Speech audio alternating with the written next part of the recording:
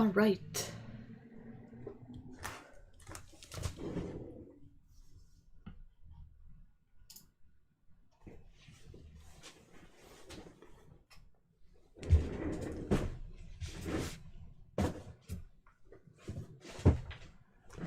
Hello, hello. Hi, Otto. I'm so excited too.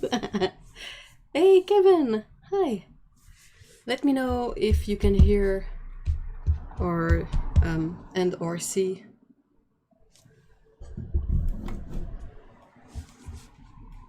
Hey, Sarah. Hi.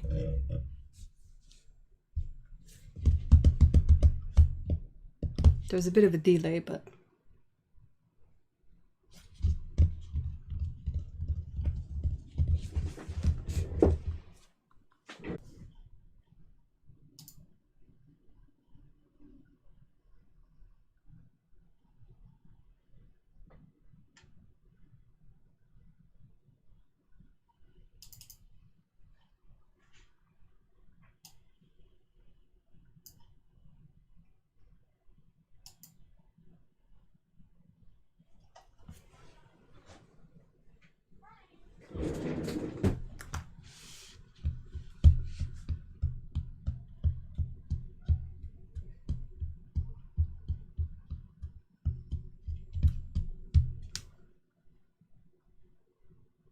I hope everything is working. I kind of had to reset my mic, so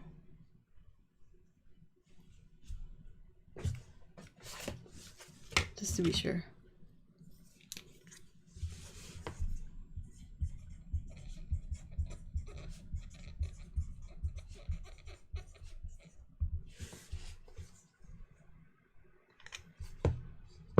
Working great, audio video is great. Oh, thank you so much, Sarah. I was a bit worried. Like, I don't know why OBS does that, but it just reset itself. Hey, Boxa Paint. Hi, hi Mikey. Hi Dominic. Hi Soda. Hi guys.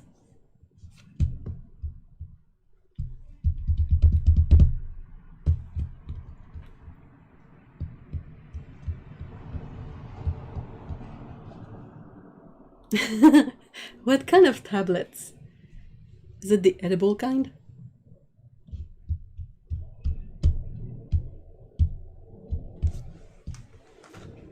I think the visual is a bit blasted out. I'll try to make things a little bit less washed out. Hold on.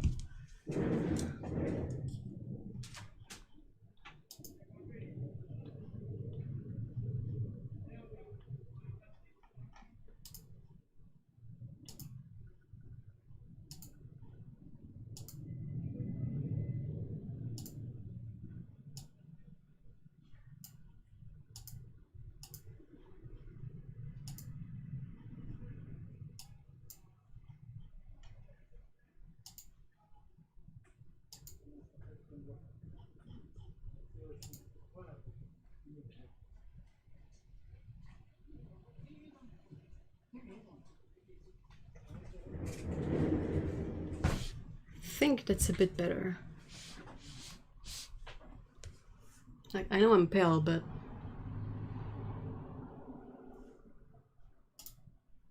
yeah, I think that's a bit better.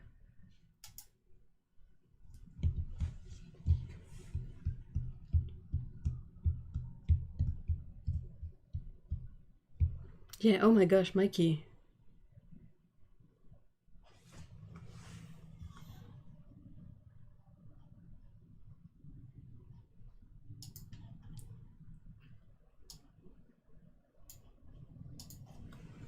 All right. Hey, Jellybean, hi.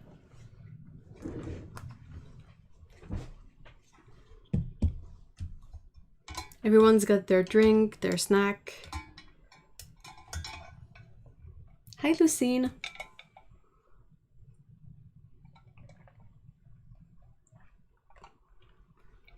Or do you say it Lucine?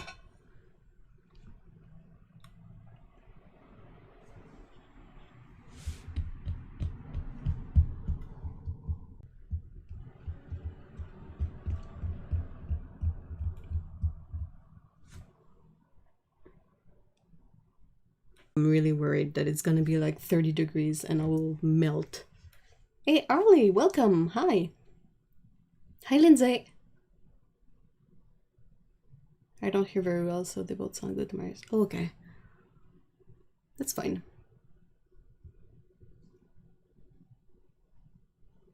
I mean, it's fine. I don't have very good hearing either, so it is what it is, right? Like my eyesight is really rotten. My hearing is not good. I lose a lot of the range in the high pitch sounds, but my nose and my taste are a bit better. I'm on holiday. You've run out of yarn? What? Oh my gosh, how?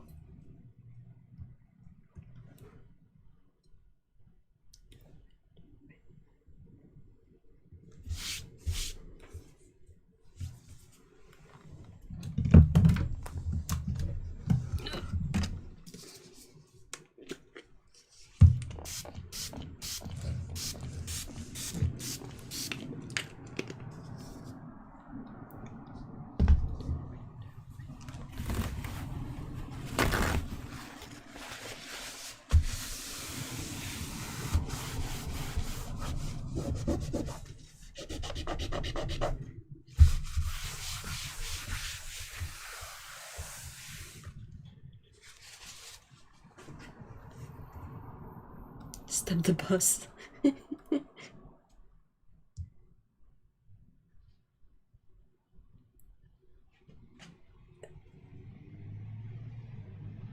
Oh no, your laptop completely froze. Alright, so... Alles gut? Ist t'as vu? Qu'est-ce que t'as vu, chat? Rien pas tout? Ok.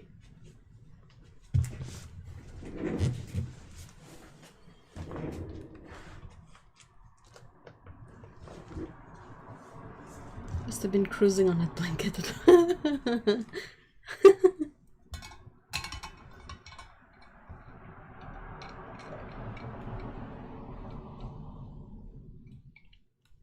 How big is the...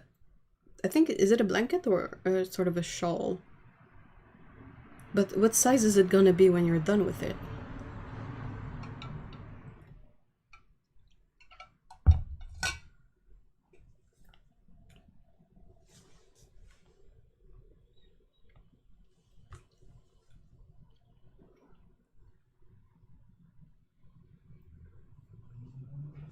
Okay, I'll get my stuff.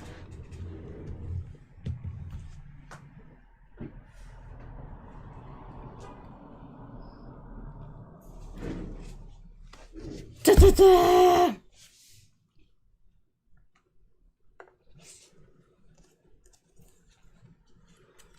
Da, da, da, da, da!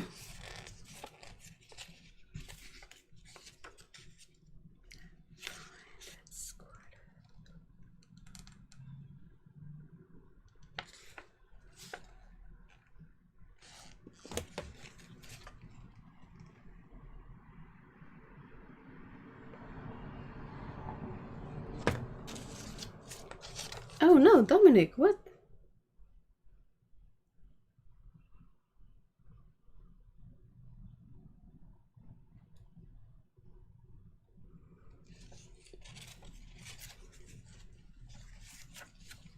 So you've got more yarn at home, right? Otto says, yeah, I've got more knitting done than I thought I would do. I didn't bring all the yarns as we were traveling on train, yeah.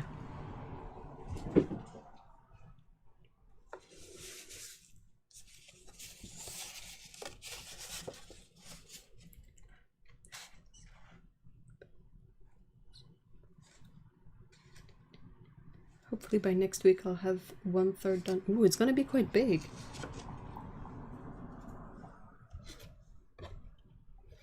Don't mind me, I'm only opening the box to one of the prettiest things I've seen. Doop-a-doop-a-doop-a-doo.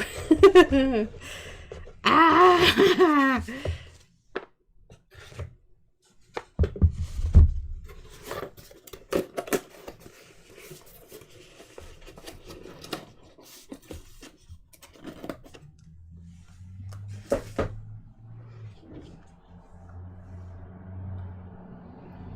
You would think so, wouldn't you? But I've searched and there's nothing. Nearest stock is...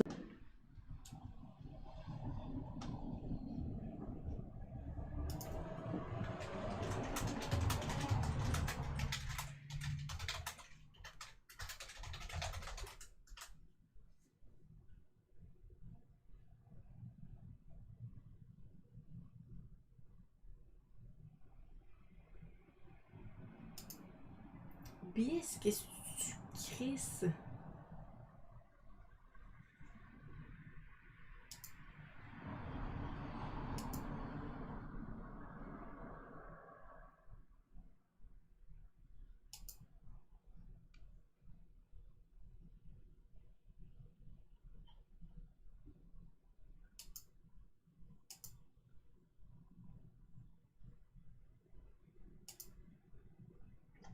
Okay.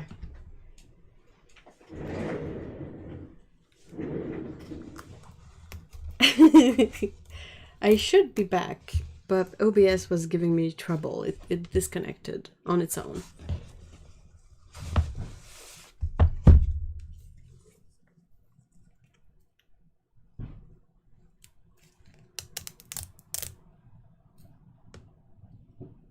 So yeah, that's really peculiar. One side is really fine loops, and the other side is really fine hooks. So you got sort of a Velcro band that sticks really well together.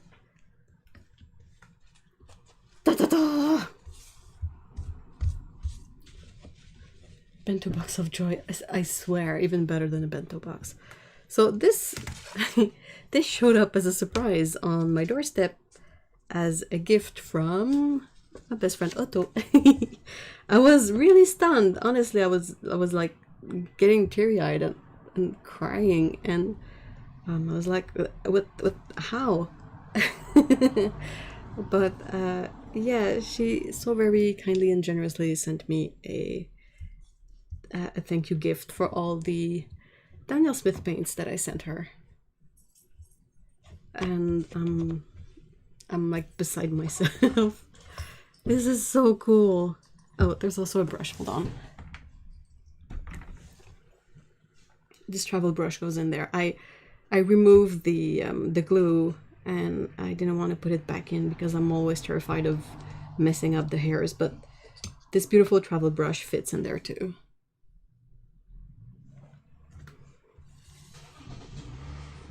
So this is so beautiful.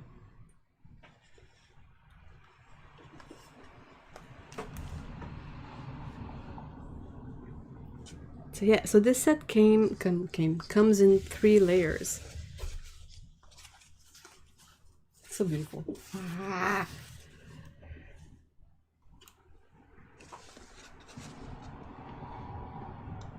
So the first tray is this beautiful ceramic palette.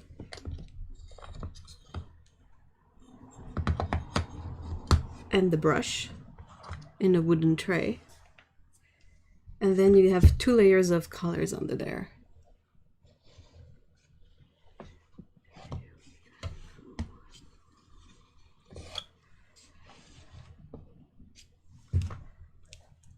Like, holy moly, how awesome is that? Hey, Susan, hi. What?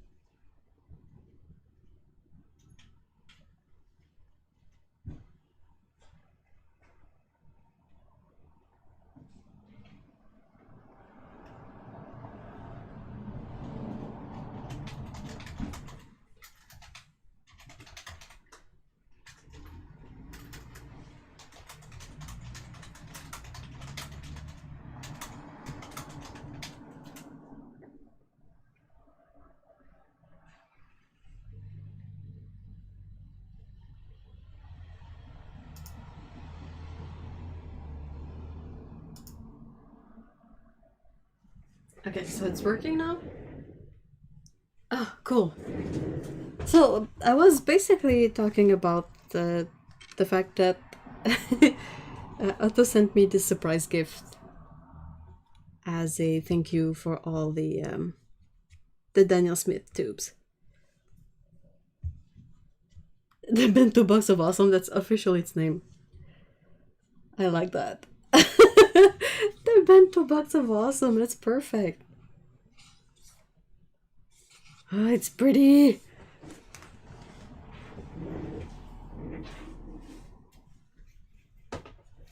I need to just set the box aside.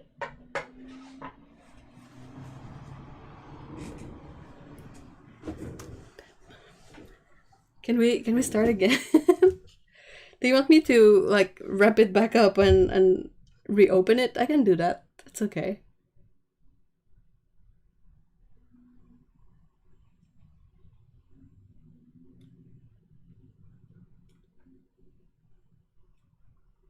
Just let me know and I will rewind manually and do it again.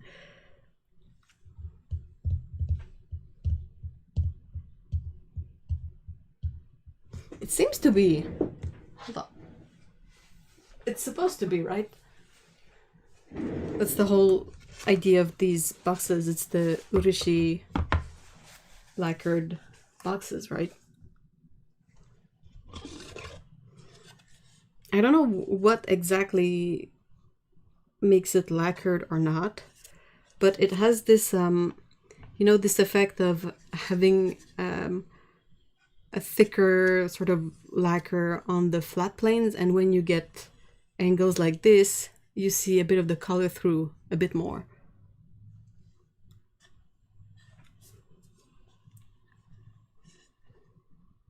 But yeah, I really don't know what. I think it's plastic for the outside box. Maybe it's wood. Oh no, no, wait, maybe it's really soft wood because like this part has a texture. That's a bit like wood. It's really hard to see on camera probably, but oh yeah, it has a texture. Ooh, that would be really fine.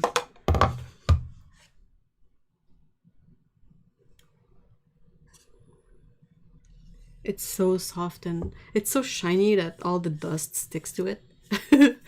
But it's so pretty. I hope you guys can sort of see the effect of it. Yeah, it is wood, but it's so smooth. Like, that's unbelievable. I've never seen wood that finely worked and smooth. That's amazing. Whoa.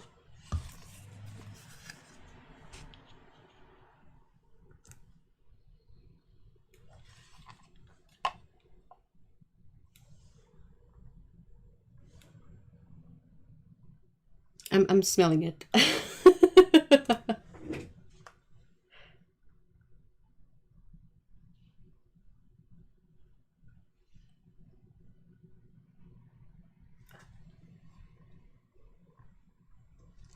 It has, how can I define it? It has a smell like if you just walked in a woodworker's place and they just finished working and varnishing a piece, if you know what I mean.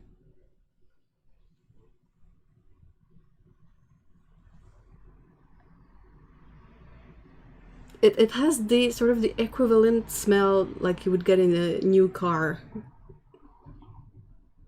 I don't know if that makes sense.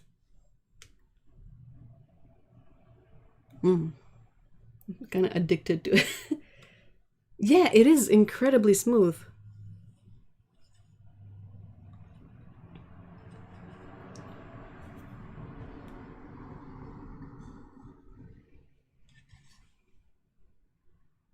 Oh yeah, all the trays are wood. That's much more obvious than like the lacquer is. We don't get a lot of lacquered stuff around here, so it's more unusual. But I know a lot of I've seen like bento boxes lacquered. I'm sort of addicted Oh yeah, you can see the grain of the wood much easier on the base than on the lid. Then again, it's like incredibly smooth. Dang.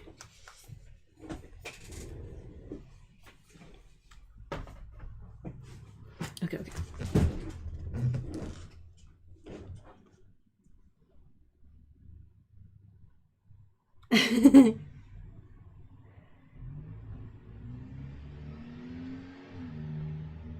That smell may be because it's shellac, and if it is, it will not be 100% water resistant, just a heads up.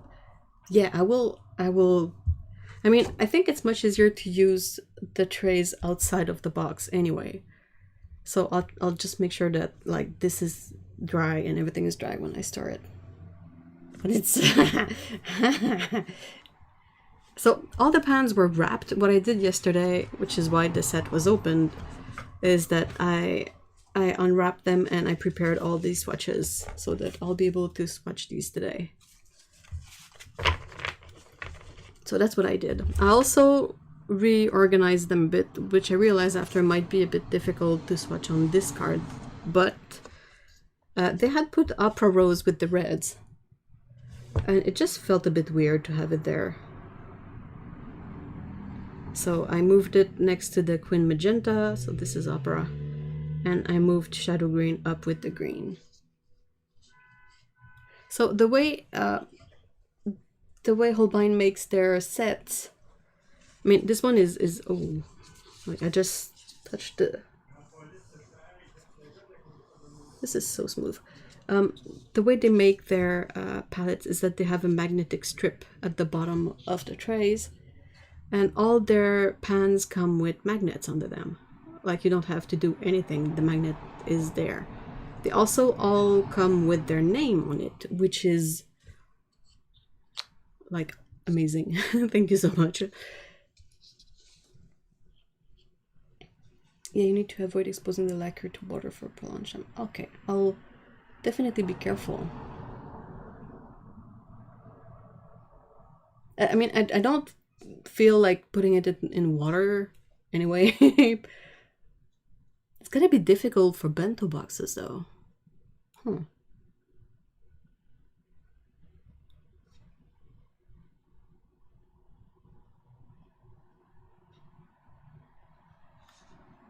I'm catching up on chat.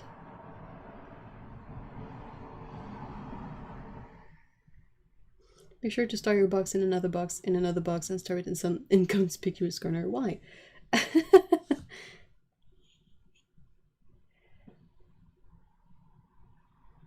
Yeah, I think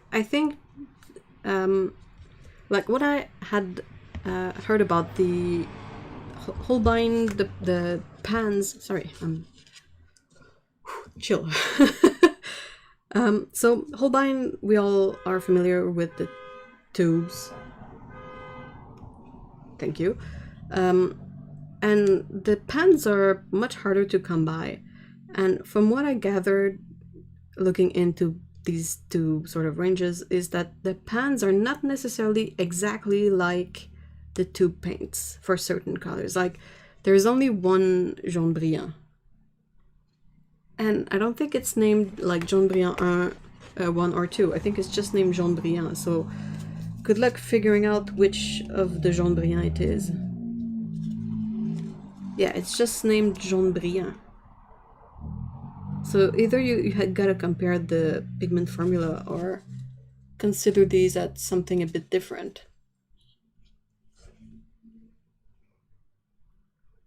And yeah, that's what I heard too, that the pan range, sorry, they offer 48 colors, so that would be all of it.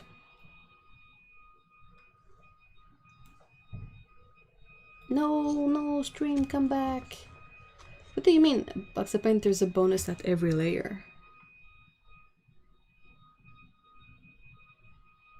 I was referencing all the old people who have everything neatly stored away. I don't think you can fit another pan in there, and I wouldn't, because like a great advantage of having this extra space is you could fit one, but it would be so hard to remove pans afterward or to shuffle them around. But yeah, I guess you could fit. Well, you could fit another Holbein paint. I don't know if a generic pan would fit in there.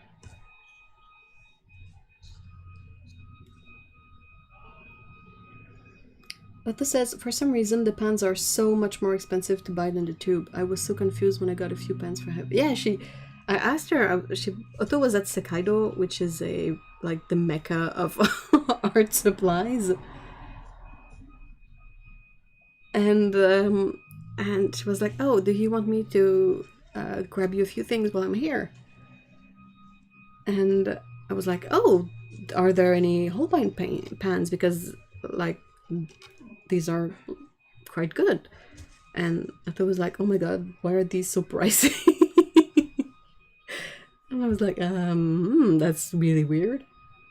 Palette and brush paints that are labeled magnet. Yeah, there's, and you should have seen the wrappers.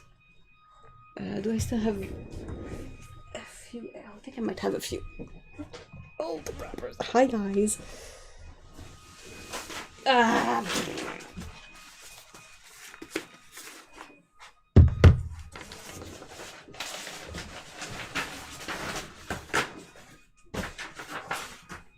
Any more papers that want to fall?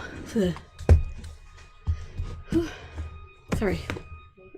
Okay, so here I keep old wrappers and stuff. Okay, so I have, oh, okay. I have a couple of Holbein wrappers here.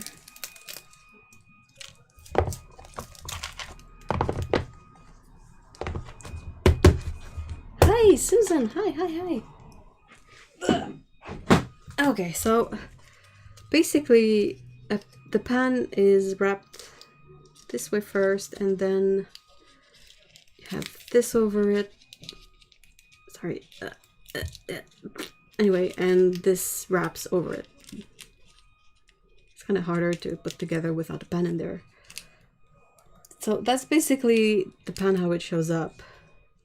And then you turn it around and you gotta like peel this one first, and then peel this one, and then try to peel this side, and then peel the other side, and then you can open up your thingy. And every pan has this sort of blue. It's a bit like you know, the backing of stickers, like something that is excessively non-adhesive, like so that the paints don't stick to the wrappers. If you get some really new pans, like some of the pans, I was able to peel off this blue part really easily and sort of put the whole label on my swatch. Other pans I had to fight with it a bit more to peel it off, but yeah, and this is all like somewhat a bit sticky. So I mean, that's some next level design in terms of wrappers. From what I've seen, most brands will just wrap it up in like this the foil paper thing, and then have one band wrapper that wraps around. This is like next level. And all the info is on it, like the pigment info series. That's gotta be maybe light fastness. I don't really pay attention to that, so.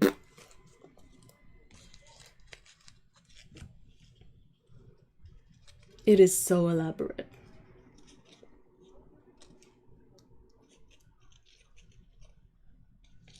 So yeah, so I will, next step for me is to swatch these up, so we will be able to see what kind of color payoff they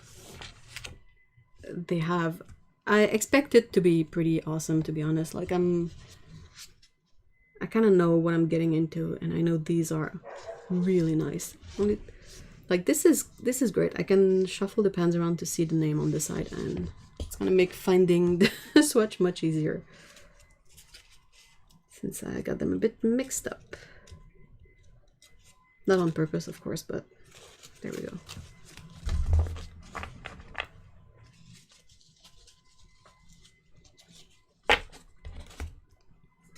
So this first color is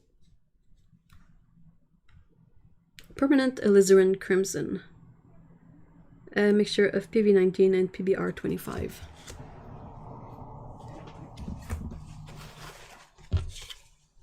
I'll try to do nice swatches. Jelly bean. Am I in the screen? I should maybe. I don't feel like using this like beautiful brush for the swatches.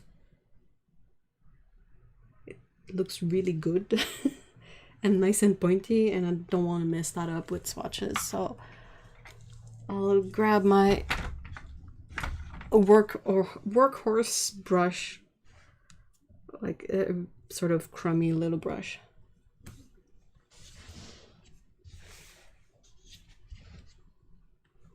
Okay, so butter. Oh, I'm excited. I don't know if the brush is sable, and it's just because I can't really read. Part of me hopes that it's not sable. I'm not a big fan of sable brushes, but if it is, I mean, that's still good. It's just that I find like I struggle to maintain a point with sable brushes. The way I paint is just more difficult.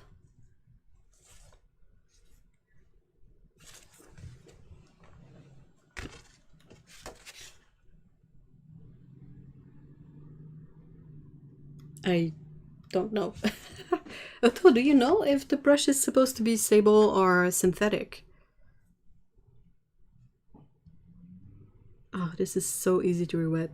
That's my favorite thing about Holbein, is how well. Oh, maybe I should wait. It's how well they dry and how easy they re-wet.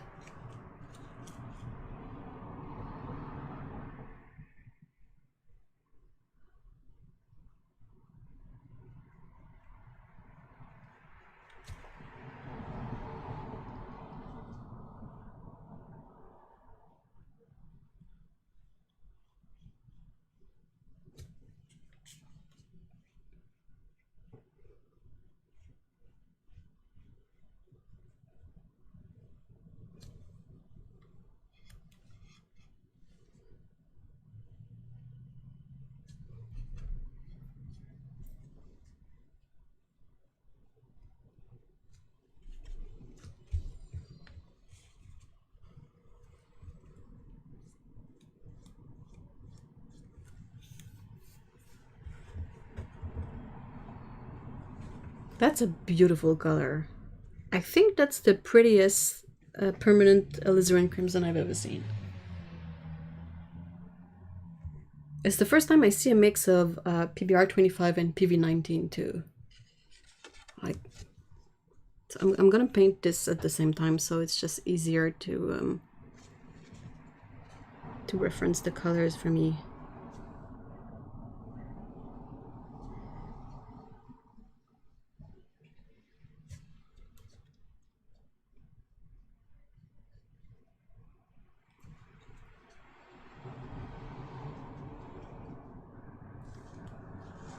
Hi, April!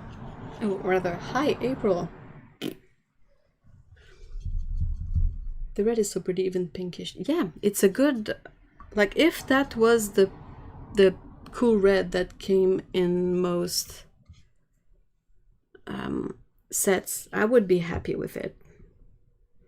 But usually it's a bit more dull than this one.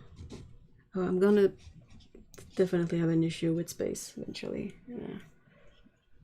Crapo.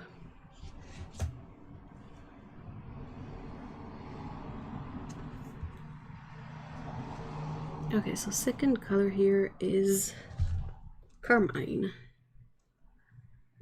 This one. Oh, what's shadow green doing there?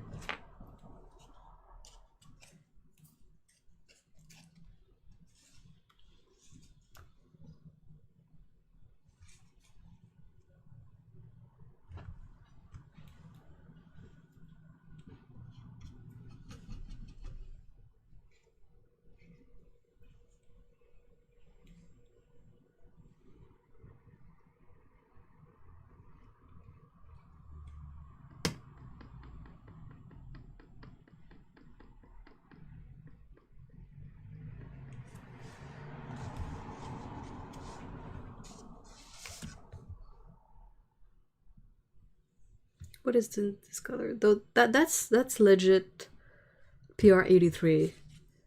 So that would be like their rose madder in the regular range, I guess.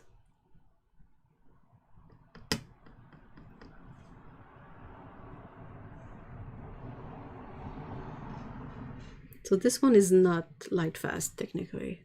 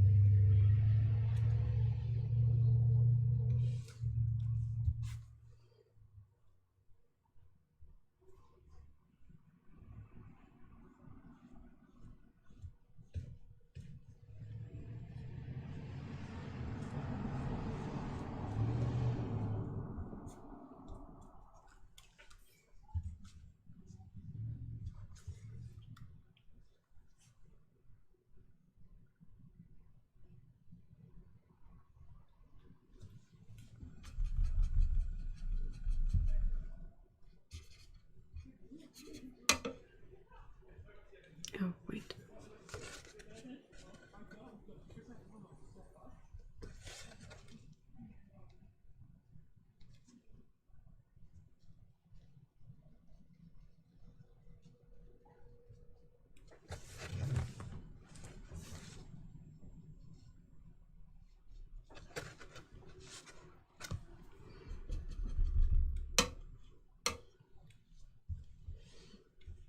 This is also very, very pretty. Ah! Everything is pretty, and I don't have enough space. Hold on, let me see if I can do something about that.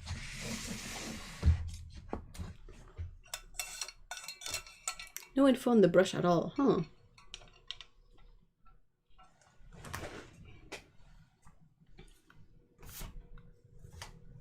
Dang, I don't have a lot of space for my coffee.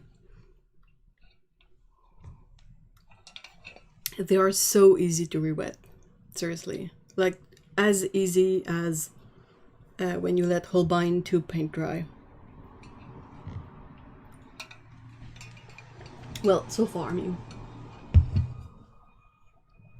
I've swatched 2 colors, so this is where the opera would go. So I gotta be careful not to paint in this color.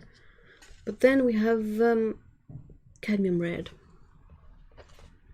I think the opera was there just because that's, well, and again, why did they do it like that? But that's, its number goes there. Like it's 501, 502, 503 is opera. 504 is the cad red light. Yeah.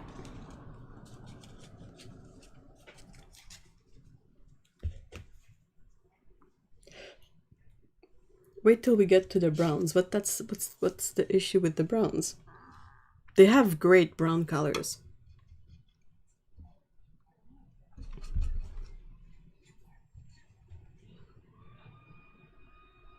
Ah, that's, man, I love the creaminess of cadmium colors.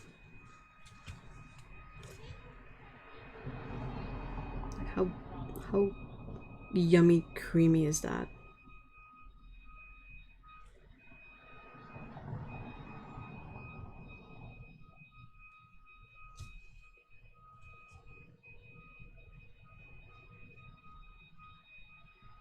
And someone is gonna get their leaf blowers stuck in their ass outside. Ugh!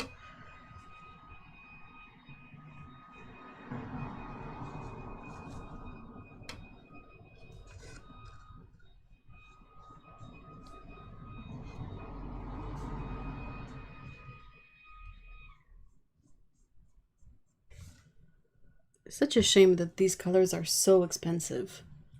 The cadmium colors, because oh my god, they're so pretty. I always forget to do the swatch, dang it.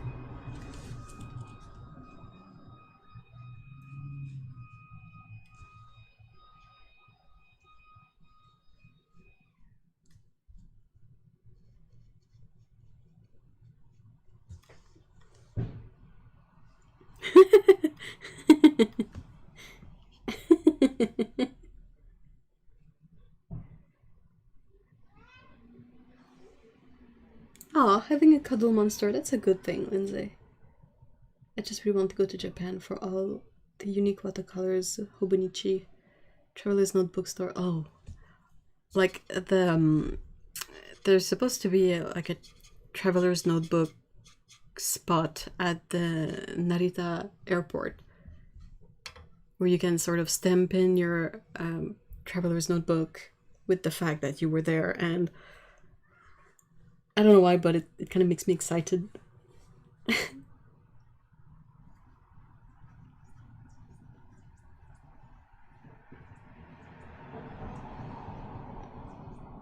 By the way, chat, Nutmeg, Albus, and What's It's.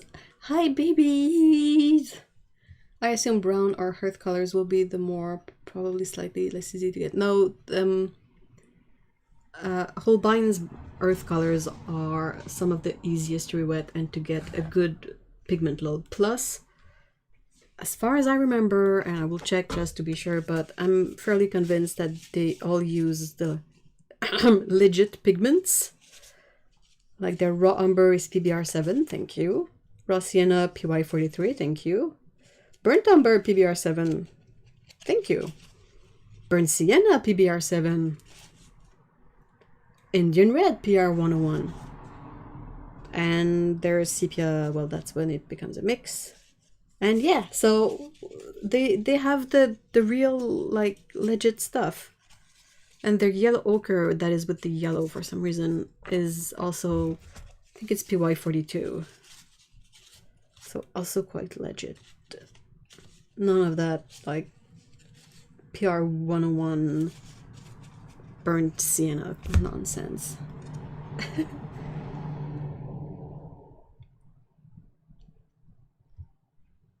Hey Sally, hi. What's It's just adores my husband. Aww. Oh my gosh.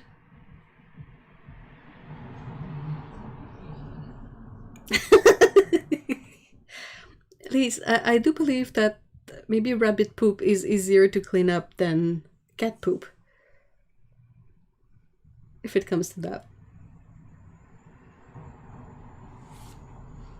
Okay, so next color.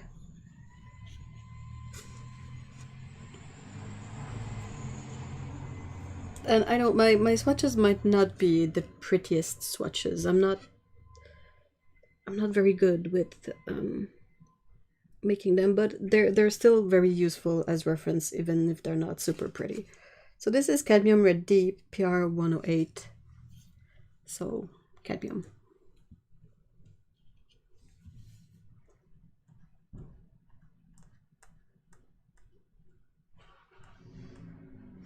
Did you figure out, Otto, why Nutmeg was doing like the food but I'm not hungry dance thing?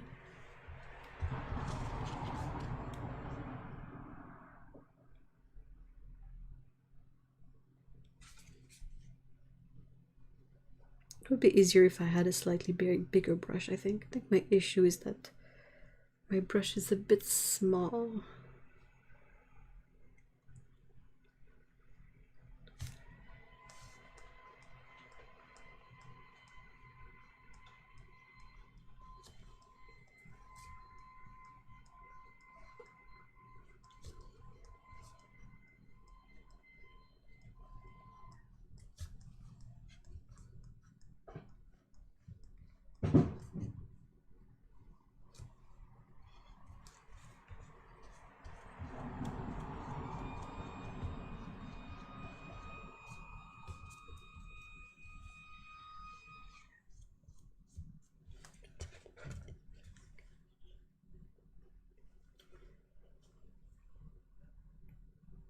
Yep, it is Holbein paint, Paulo.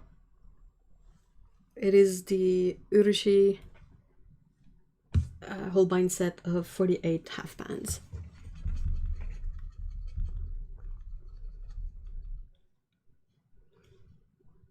Yes, she wanted and only wanted the dreamies and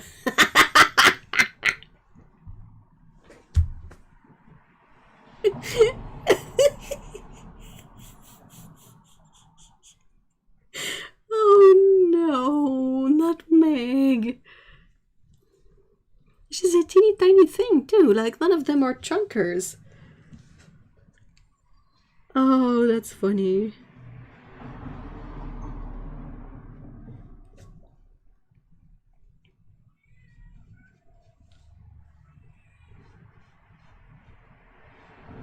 I think what is called Dreamies in the UK is called Temptations here in North America.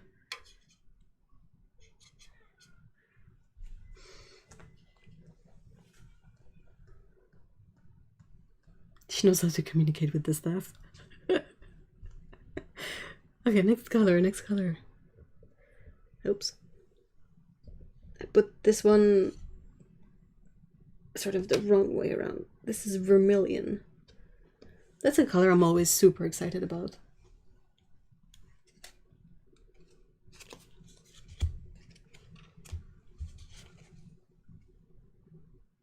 It is a mix of PR 188 and PY 154.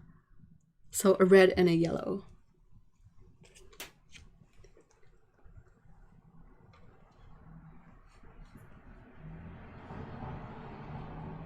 She never eats the wet food, just Dreamies. Even when it's mealtime, she like doesn't care for the wet food. Man, these cats are spoiled. In a good way.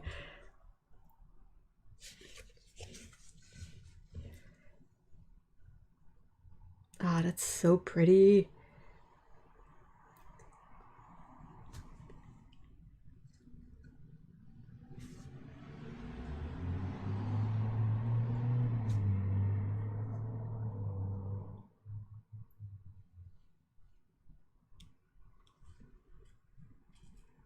I love both their vermilion and vermilion hue. Yeah, in tubes, I agree. They're both really lovely. This is a hue. This is labeled as a hue. I don't remember what is the pigment that is in their genuine one.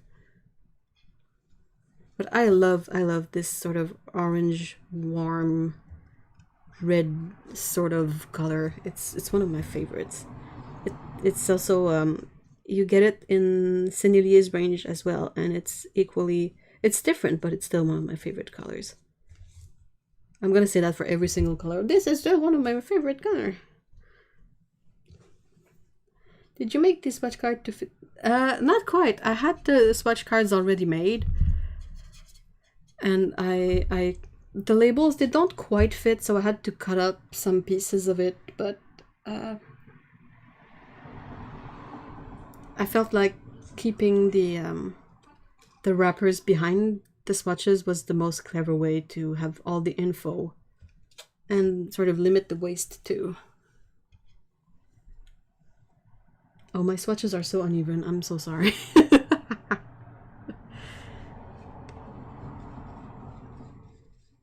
As long as we can see the colors, am I right? Am I right?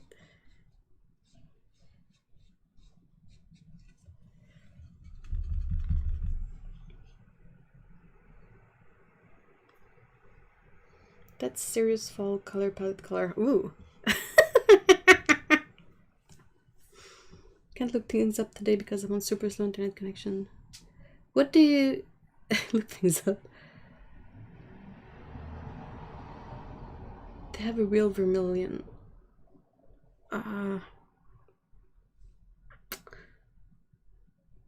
PR 108 is cadmium red. I think it's PR 188. That could be that vermilion color.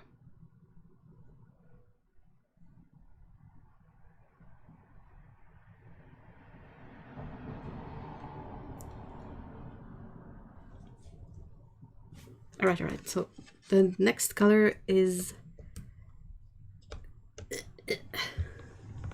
pure red.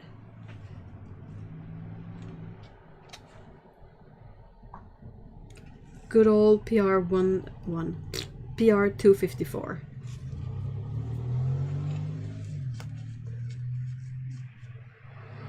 It is also vermilion, I have checked it.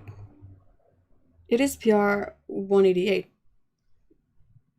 for the genuine cadmium. I'm fairly sure that PR 108 is cadmium red in all its variants.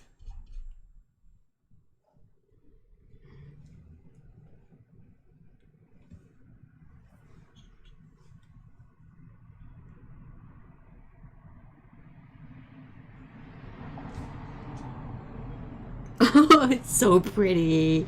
Ah. That's fire engine red. That's the best way to describe this color, I feel like.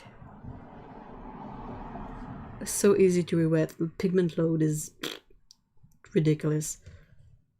There's quite a drying shift, I think, but that's a thing that happens with a lot of colors.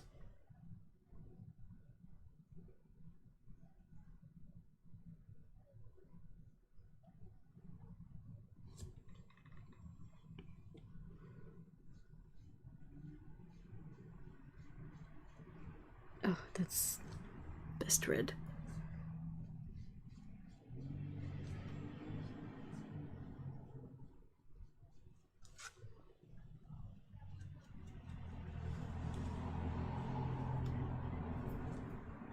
That's legit. That's freaking red. Hi, I am very red. How dry are these?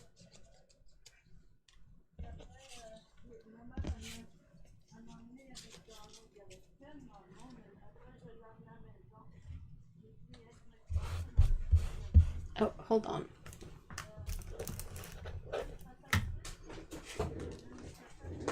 Oh, dang it. Everything keeps falling down. So far, would you say that these colors are better, stronger than the tubed ones?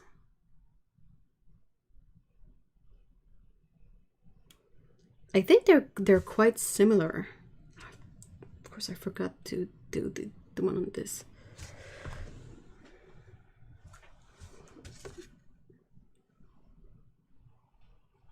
Like there's a thing that I'm not quite knowledgeable enough about yet to feel like I fully know what I'm talking about when I mention it, and it's color shift.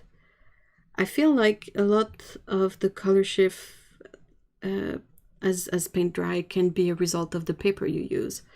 Like if you use a paper that will really absorb the color, that tends to remove more of the vibrancy, whereas if you have a paper like cellulose paper where the color really sits on top, that usually makes them more vibrant.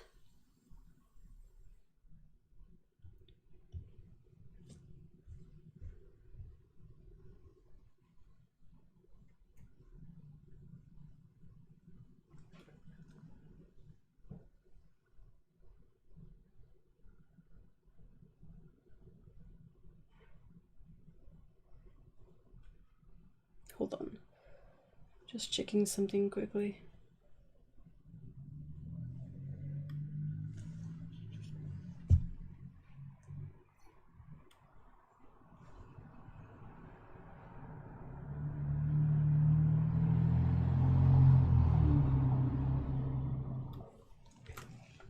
Ow.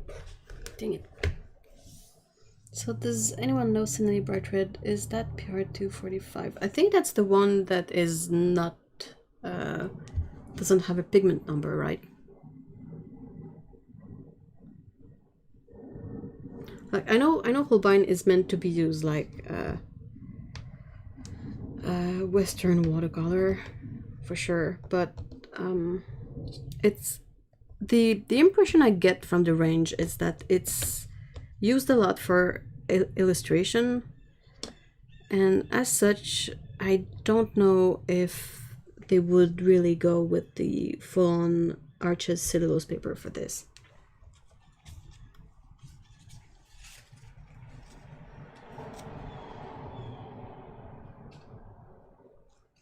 Yeah, Sennelier Bright Red still doesn't have a pigment number, so I think it would like, I don't know how to figure out what color it is. Personally, if you guys know, I mean. Next one is Naphthol Red. Oh, interesting. PR 170. I don't remember if that's usually... Like, I've made Naphthol Red and I don't remember what pigment it is. Oops. Oh, excuse me. Ah, dang it. Sorry, my phone is making buzzing noises.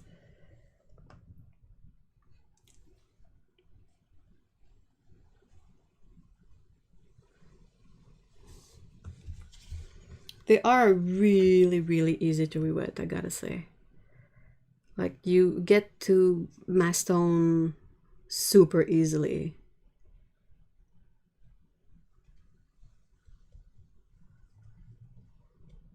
Ah, pretty.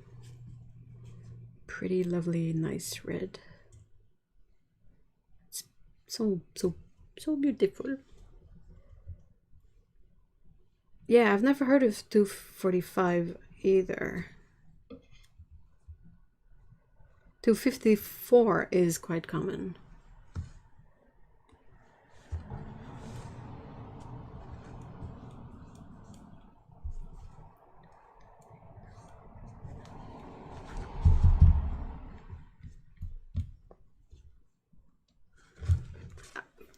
Dang it, I always forget to paint my super handy dandy swatch card.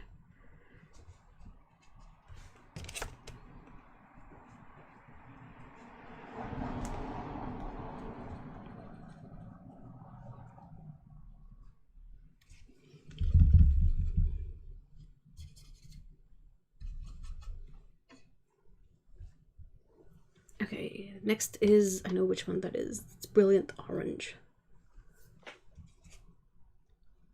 Hey, thank you for all the likes on the streams, guys. Much appreciated. Alright, so this one is PO73 and PO62. Holbein is a peculiar way of listing pigment info at times, and it took me like a moment to sort of wrap my brain around it earlier, not now, but if they use like multiple pigment from the same family, like multiple orange pigment in this case, they will just write the PO part once. So they write PO73, 62.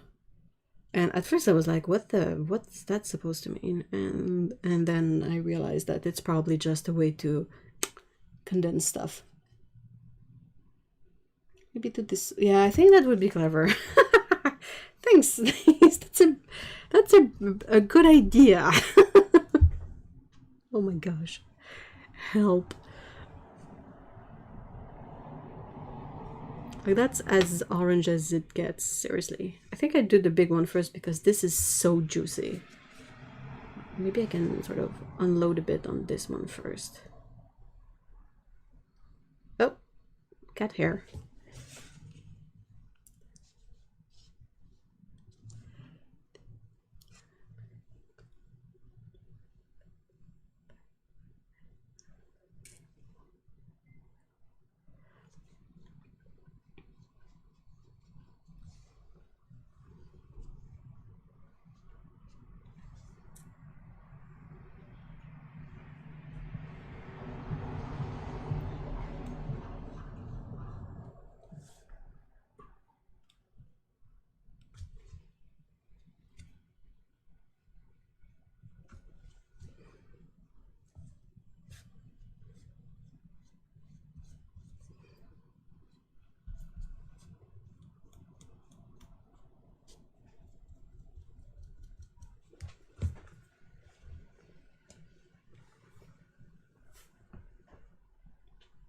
Tea drinkers in the chat, what's your favorite kind of tea? Mine's either peppermint or Earl Grey. Those are great. Do you do London Fog, which is basically a Earl Grey latte? It's so freaking good. I am used to doing ADHD brain work.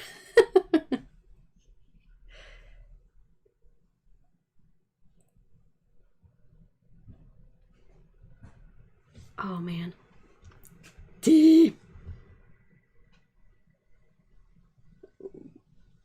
What is that tea, Susan? TWG 6701. Am I missing something? Jaune brillant, jaune brillant. I could spot you anywhere.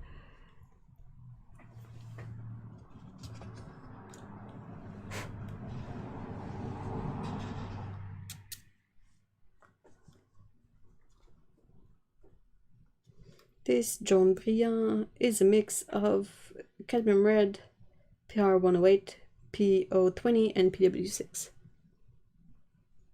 Waiting for him to his box of pink. Wait, but how? How do you eat? How do you drink hibiscus without like your face collapsing on itself? It's so bitter. I saw at the grocery store that they have like a, oh, I can't remember the name of it. It's a special drink that's basically a hibiscus drink. It's like deep red like wine, but it's hibiscus. And I'm just like,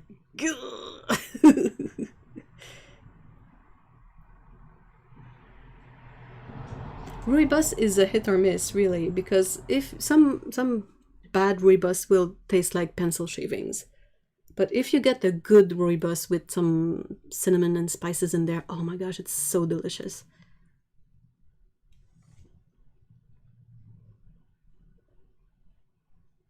We were in Sweden and got a box of tea that was called Christmas. And it tasted like cherry pie and was just about the best thing ever. Ooh! Hibiscus is a flower. It's often the flower you will see on Hawaiian shirts. And it's used in a lot of herbal teas to give it a red color. But it's for some people they don't taste it. For some people it tastes just fine, but for other people they will be able to taste the bitterness of hibiscus. And it's a very overpowering bitterness. So unless you plan on putting a lot of sugar with your hibiscus tea, it's not for everyone for sure. But it's in all the herbal teas. Like if you have a herbal tea that is like fruits flavored, like strawberry herbal tea, well, it's going to be full of hibiscus so that it's red. Chai goes well with a lot of tea. Well, but it's spice. Spice. Hibiscus is very tart. It's tart and bitter. Oh, TWG is the brand and the number is one of their loose tea. Oh, that's not very poetic though. Like Earl Grey and what else? Like Chai Rooibos and TWG 6701. I love hibiscus tea. I don't taste bitterness at all. Oh, you're fortunate.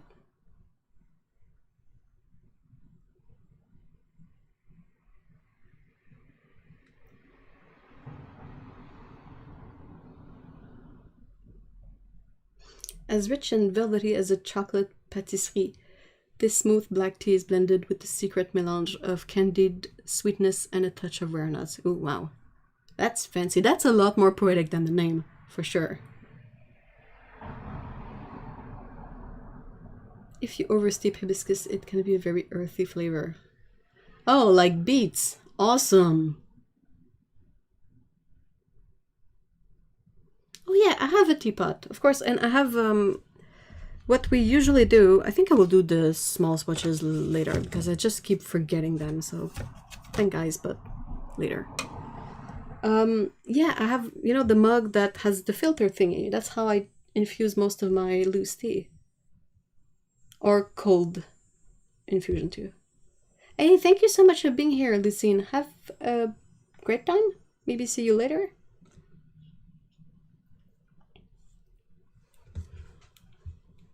Okay, next color is insanely yellow.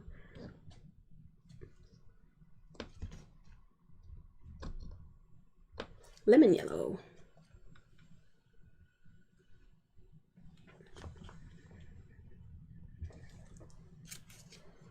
What's in this one? So PY3 and PY 111. Huh.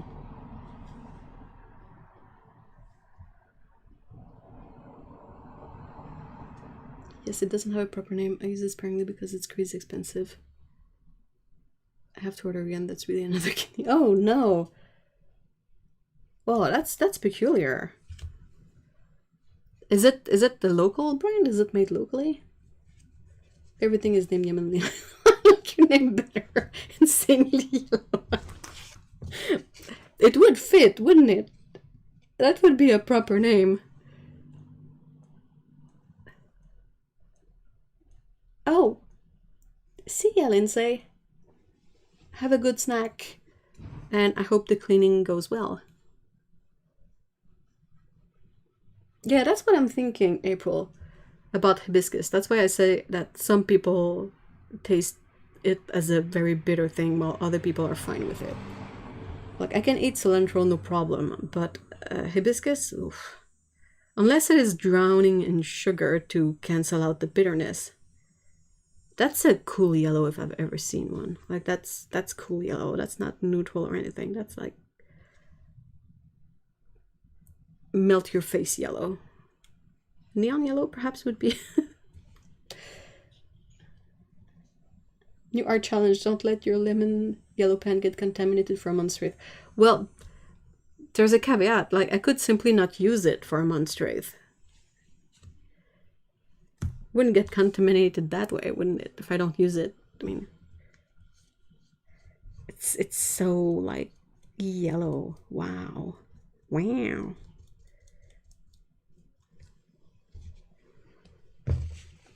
Like punch in the face yellow.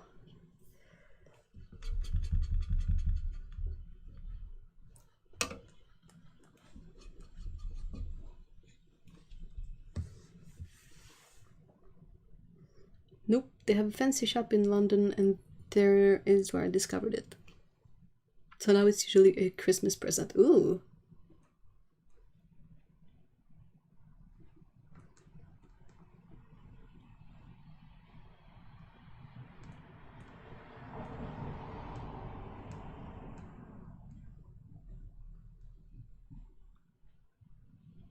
Insanely yellow, in your face yellow, obnoxiously yellow, abrasive yellow.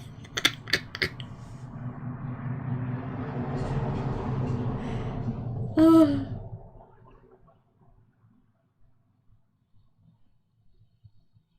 What the lemon yellow pigment that I have? PY83 is a beautiful yellow. It's just a tiny bit warm, if I remember right. I feel like we have that. We definitely have. If I mull a lemon yellow type of color one day, it's definitely not going to be named lemon yellow. This is supposed to be imidazolone yellow.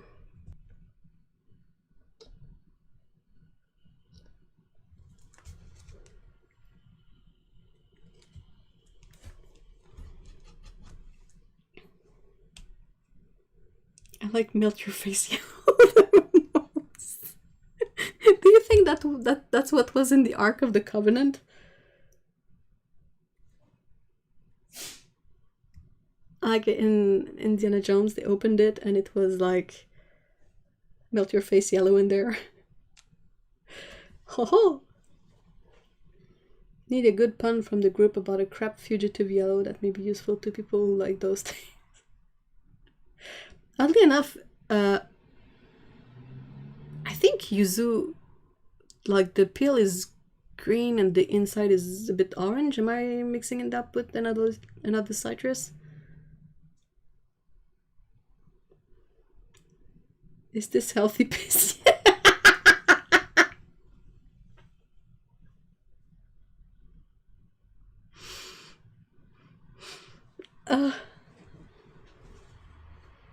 You could name it Don't Eat the Yellow Snow.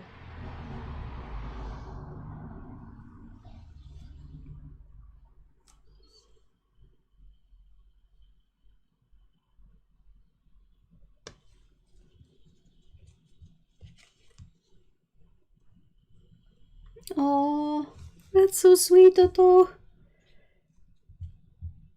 Oh, that's adorable.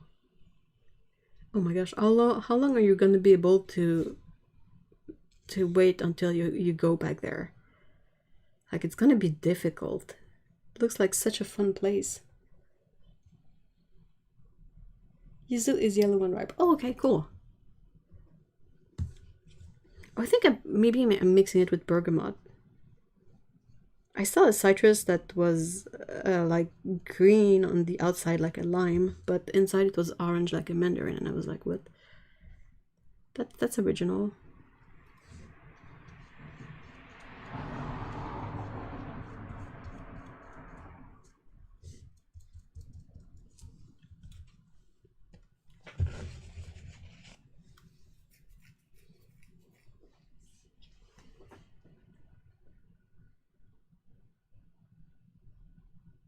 Snow yellow.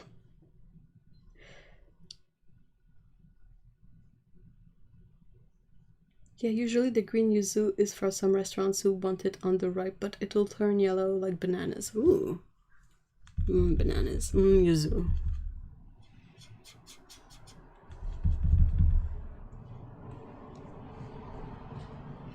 Probably gonna have to switch water quite soon.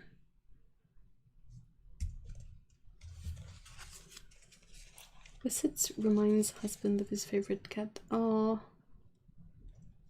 Oh my gosh. Oh. Oh, that's so rough. Oh, cats that go outside, they are like nerve-wracking.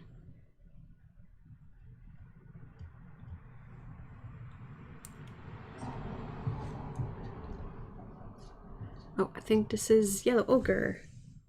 Yeah, it is. You.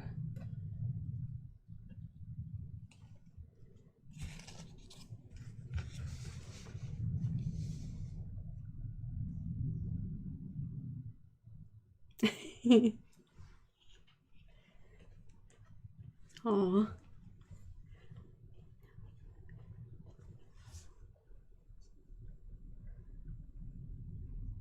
Their yellow ochre is one of my favorites. The Holbein yellow ochre in general. It's super pigment loaded. It's a good hue of yellow ochre. And I think it's the yellow I use the most is yellow ochre, so.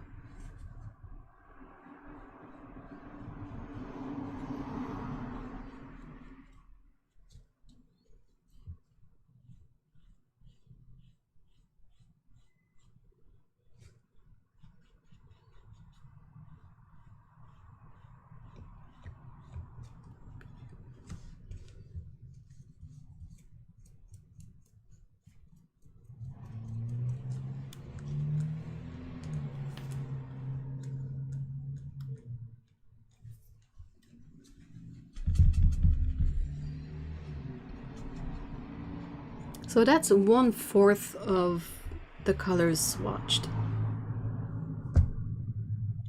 12 colors.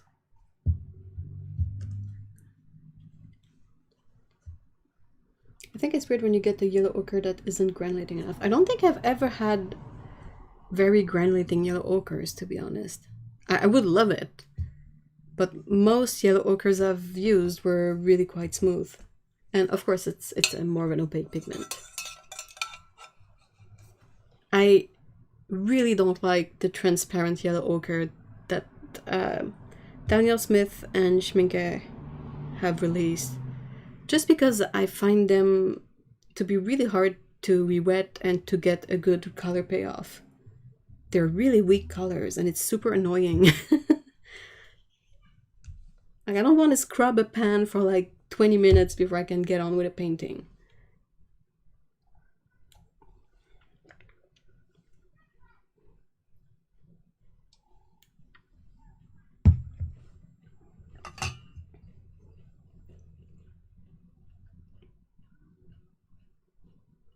Sorry, I meant when it's more like natural sienna and too transparent. I make like raw sienna. Raw sienna is usually more transparent. Hold on, I'll go swap water for clean water. I'll be right back.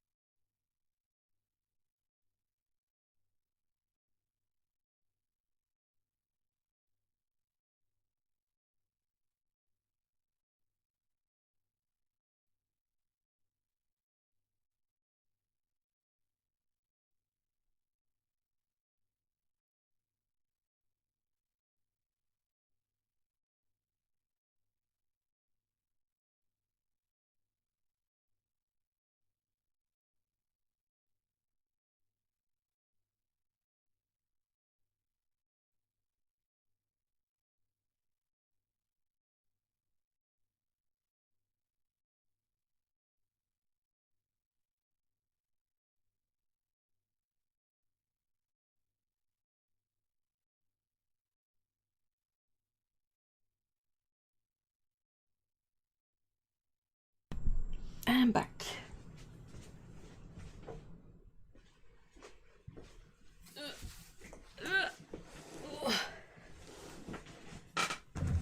Old person noises.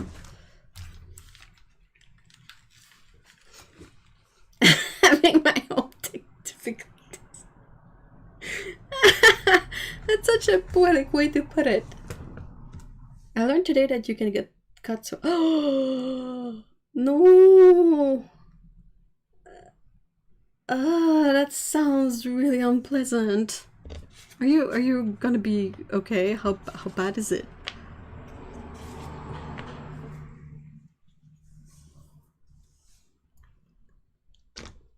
Oops.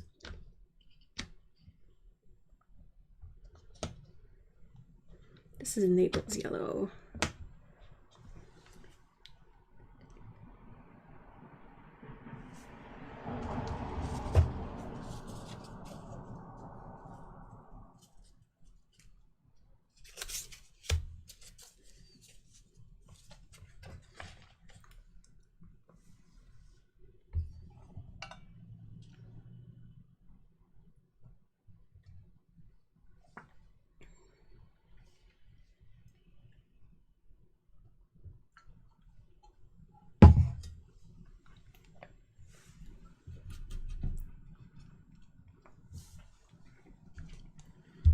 This color is a mix of 3 pigments: PY35, so cadmium yellow, PY42, so a yellow ochre color, and PW6.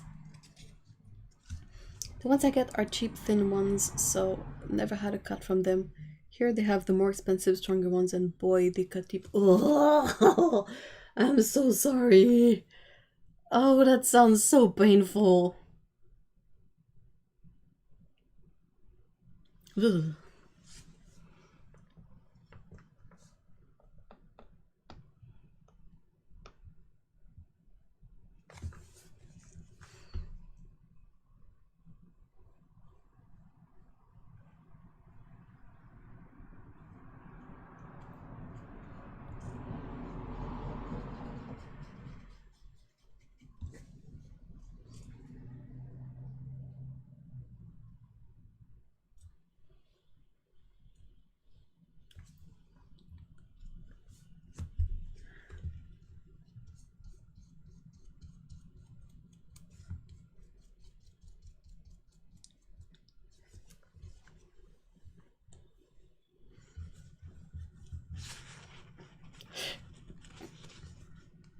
Sorry.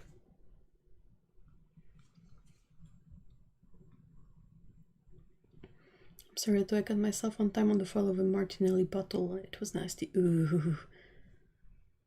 I'm okay, I'm not bleeding to death, don't worry. Yeah, I hope so.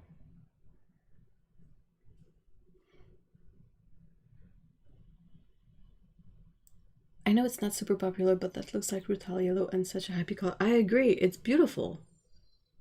It's sort of a bright muted yellow, if that makes sense. You know, it's not this one like melt your face yellow, but it's a really soft yellow that is not like a yellow ochre. Does that make sense? It's less saturated, possibly, is the word I'm looking for.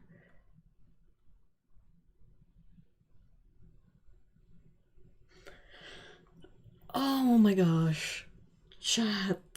Ouch. Like a little baby chick. Yes. Oh, speaking of, have you guys seen baby crows?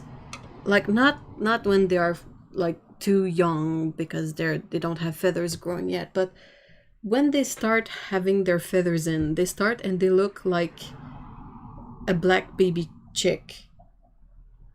And they are amazing. They look like a gothic baby chick. It's hilarious. They're so cute.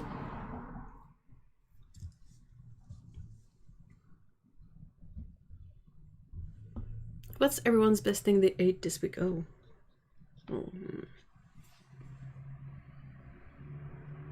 Oh, I think it's gotta be the vegan rolls, imperial rolls, spring rolls, the one that are fried that I got. They're quite good, but they're almost too good. It's really difficult to eat the right amount, and if I struggle too much and I eat too much, I really feel crappy after.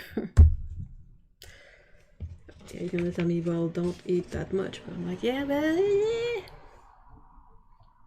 baby crows are cute. Seriously, they're like adorable. I had never seen one. I saw a blue jay, my first blue jay. Like, we hear them all the time, but I had never seen one. And I saw one yesterday and I was like, woohoo! Coco. Huh. My father got some cookies from the groceries bakery. Ooh, cookies. What book is tempting you, Paulo? Old school Danish apple cake. Okay, I'm a bit jealous on your birthday. Late happy birthday. Oh my gosh, what? I hope it was a good one. Crescent rolls, because I was in the mood for the blue can. And the fun of like popping the can and having all the dough go. That's the best part of it. And they baby crows have blue eyes. What? Dang, I gotta draw baby crows more. Seriously. They're so cute. Opinion J had her babies in our yard last summer. Aww. So Otto says mine was eating loch fine oysters like 20 meters from where they were pulled out of the loch. So good. So much more flavor.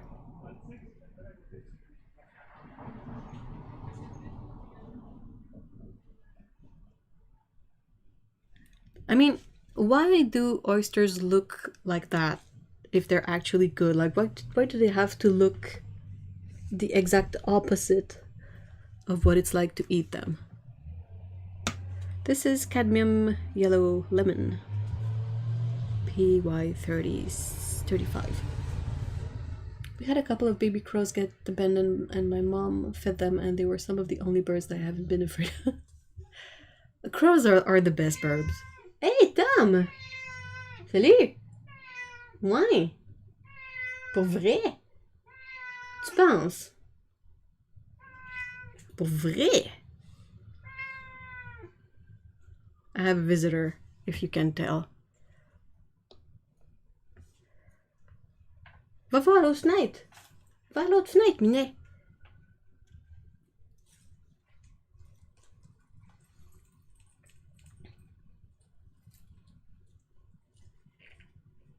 Nice birthday. I was largely left alone and remembered to hide my birthday on Facebook. Oh, yeah. Blah. I did a thing to, like, my birthday's coming up and I had to take some measures to limit the stress potential of a specific thing. And it has really made a difference, so I'm glad. Thanks, Otto, for, like, getting me to do it.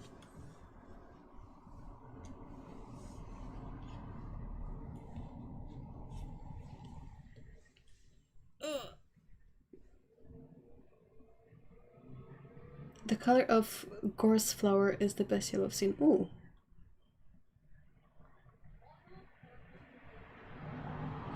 Oh, that's a bummer, really. I like really warm yellows, so probably something like New Gamboge. I also like a real in yellow. That's definitely not live fast. Meow meow meow. Ev's getting an earful from her boss. Yeah. I had a visitor. I've never met a yellow I didn't like.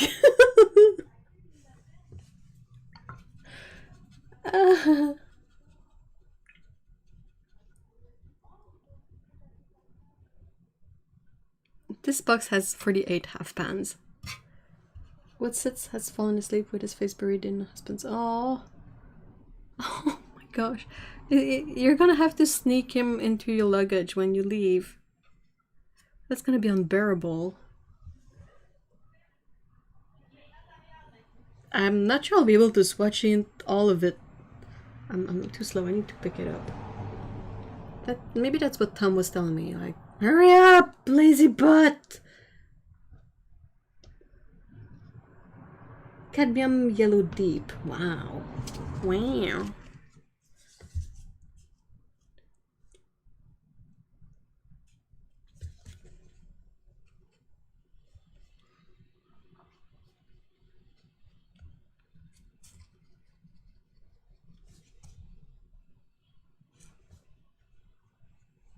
I can't believe this is a cadmium color. I don't think I've ever seen one that yellow. Wow. Well, that yellow.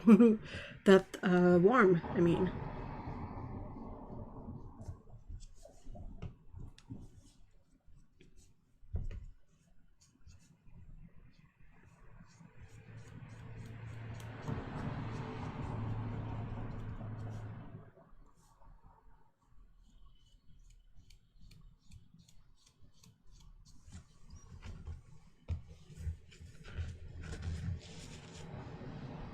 Oh no, Kevin!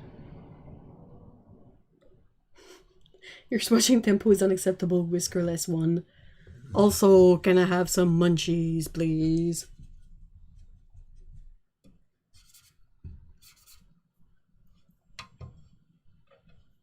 How far will you be from your parents' place, Kevin? If quidsets get into your bag, it wasn't your choice. Definitely. Next color is Indian Yellow. It's a mix of PY95 and PBR23. It's interesting.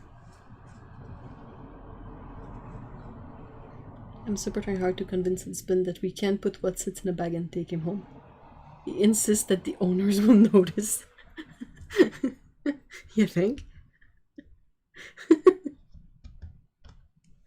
Oh, he's such a cute little boy, though.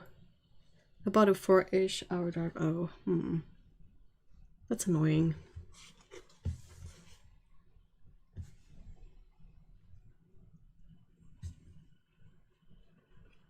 I mean, it's doable, but it's just long enough to be annoying. I feel you. I had to leave my cat, like, at my parents' place, my dad's place, when I went to school here, and it was really rough.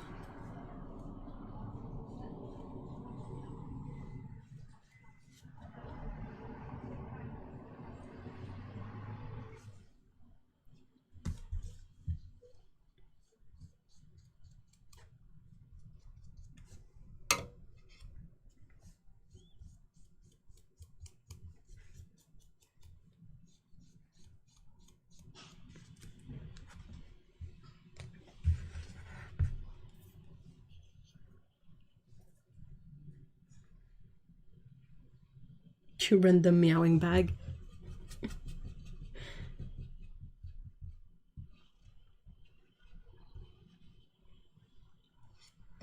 Otto says the real owner of these 3 cats are at college too, so her parents let her flat out so the cats get company. That's such a cute idea. Seriously.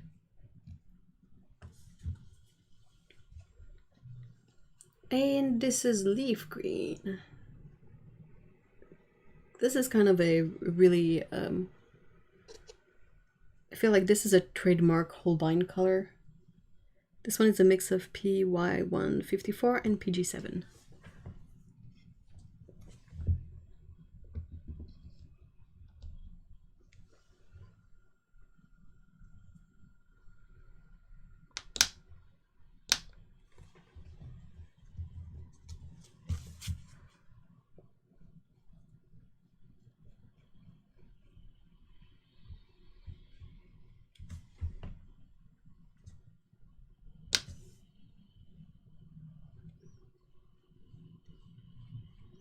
Such a nice, happy color. I mean,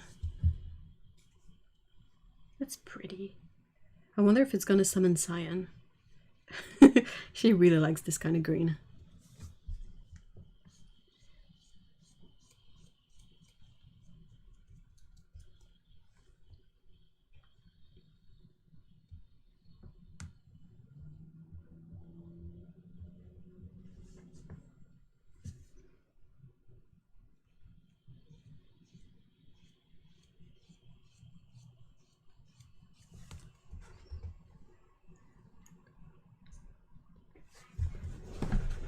The wrapped Arc de Triomphe is really impressive. What are you talking about?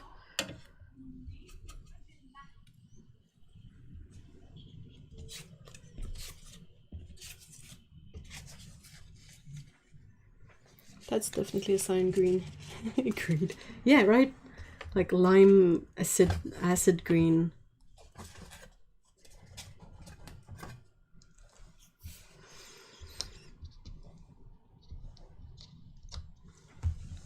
This one is bamboo green. So that's PG36 usually. And it is this time too.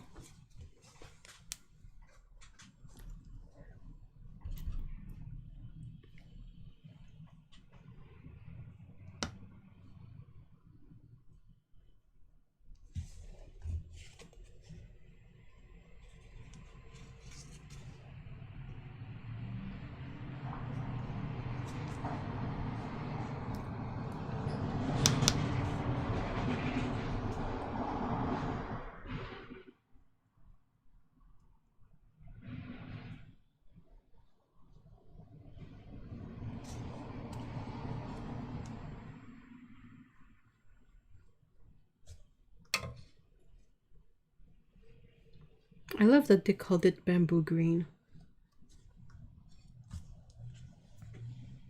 Most brand will call it either like, if you're Winsor & Newton, you will call it Windsor green yellow shade or something.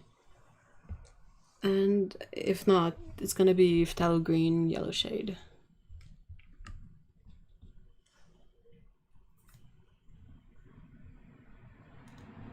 There was this artist called Christo that wrapped buildings. When he was alive, he wrapped a lot of important buildings. And now they repeated it. Huh.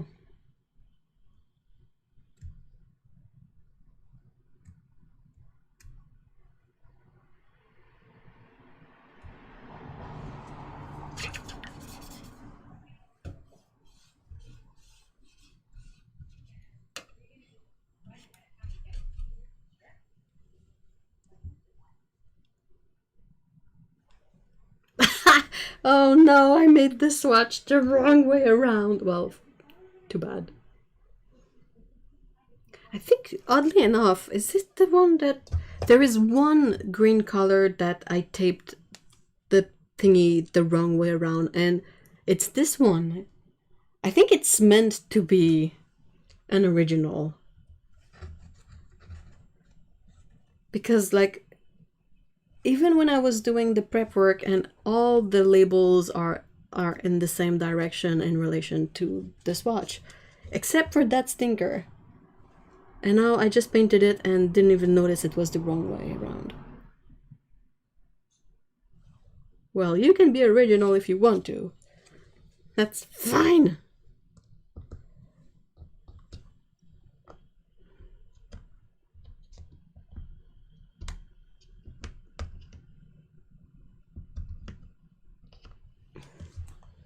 That's Viridian Hue, their phthalo green blue shade. Be right back, getting ice cream from the freezer, serving in advance to everyone. This will make snack hungry. Careful, don't let Scout and Pecco find out you did dispatch the wrong one. They're sleeping. I think we're safe.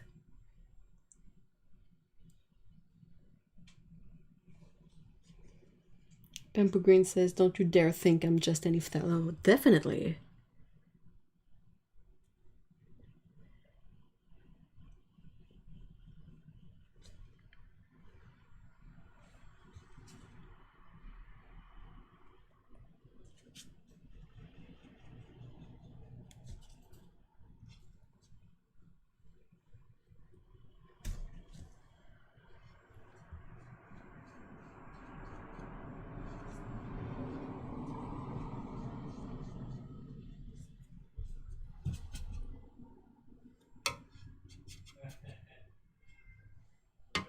The bitterness in the word fine.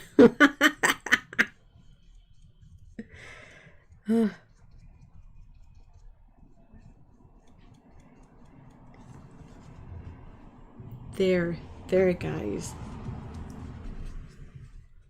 I was speaking to the swatches. I mean.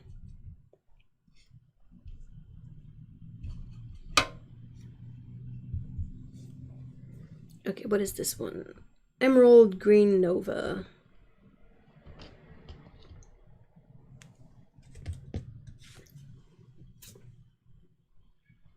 Oh wow, it is 4 pigments.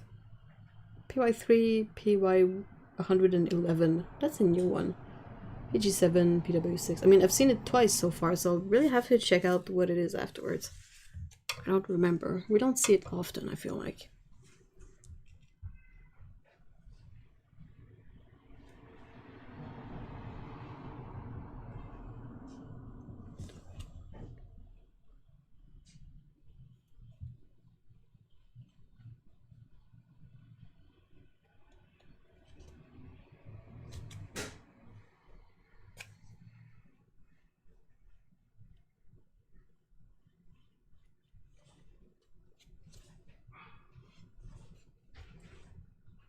I managed to break my glasses this week. It's a good thing I always have like a backup pair, but they just like I picked them up to put them on my face in the middle of the night so I could go feed the cats, and one of the arm just like broke off.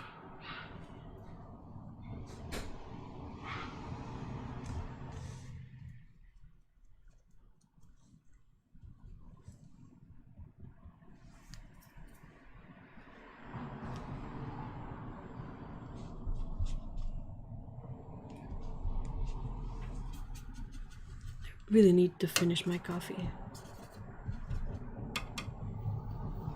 It sounds expensive. It's not that bad anymore since I've found that I can order glasses online. And I've been doing it for at least 10 years.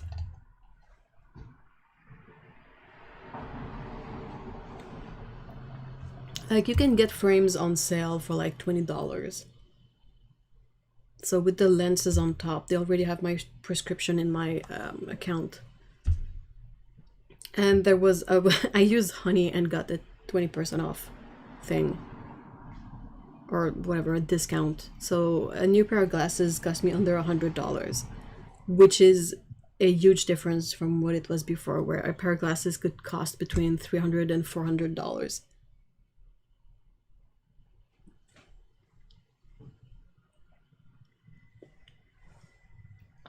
Salut Scott!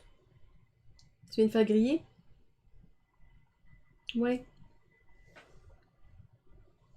Now what sits sleeping on a cushion with his head resting on... Oh my gosh. Aww.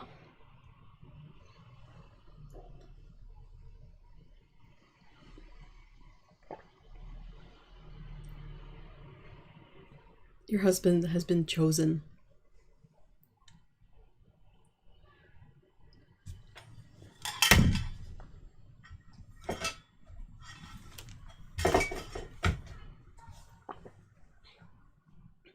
Scoot.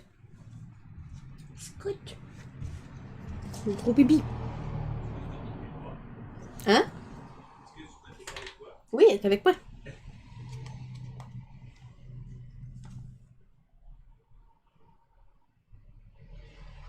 Question for cat people, how loud can cat? Very loud. Depends on the cat a lot. Why do you ask? Okay, so this is cadmium green pale. It is a mix of PY35, so cadmium yellow, and PG18, actual viridian, I think. That's peculiar.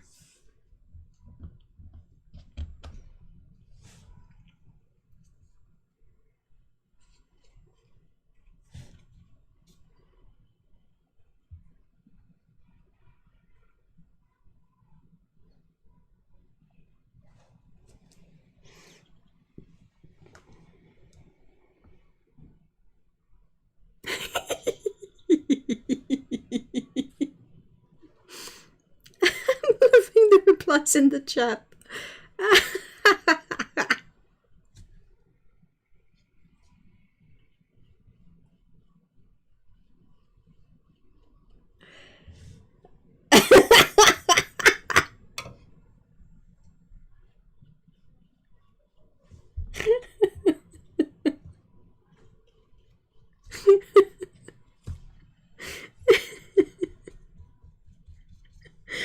It cracks me up really bad that it's all variants of depends if it's in the middle of the night, or it depends if they're hungry or not.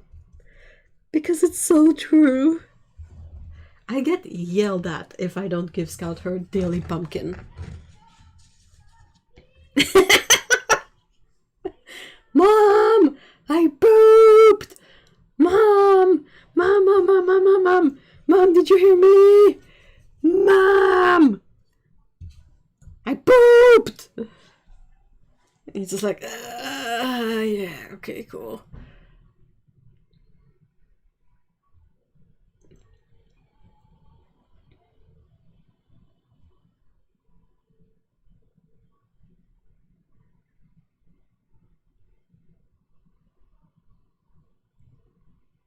I'm asking because my friend got a noise complaint because their cats was basically howling when they were gone.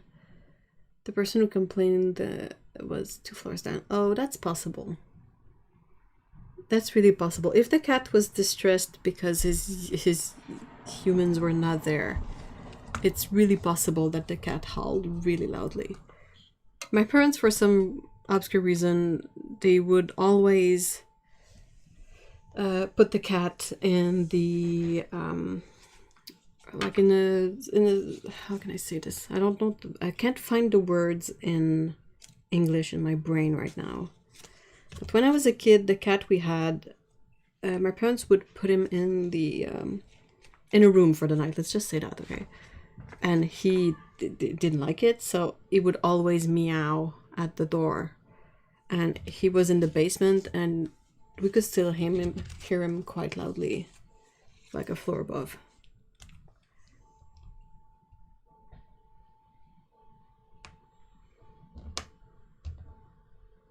Well, I say I can't understand why. And now I should. I mean, my cats are a pain in the butt at night, and we have to close the bedroom door. But yeah, I should have made this connection earlier.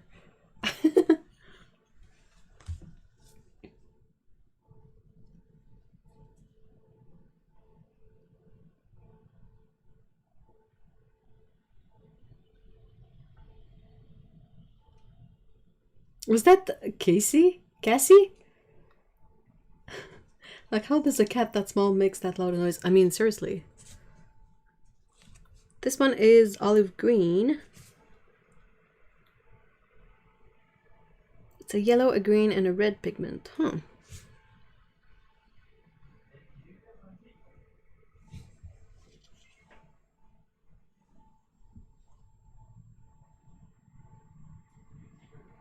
That's a really beautiful color.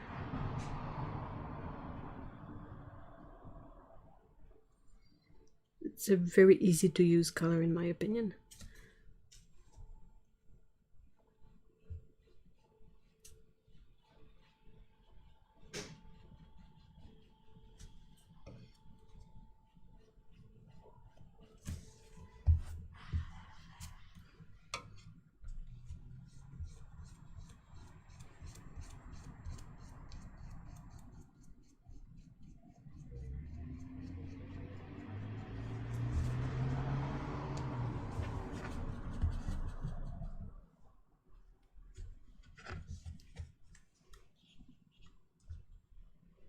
If cats could dial 911, would be screwed.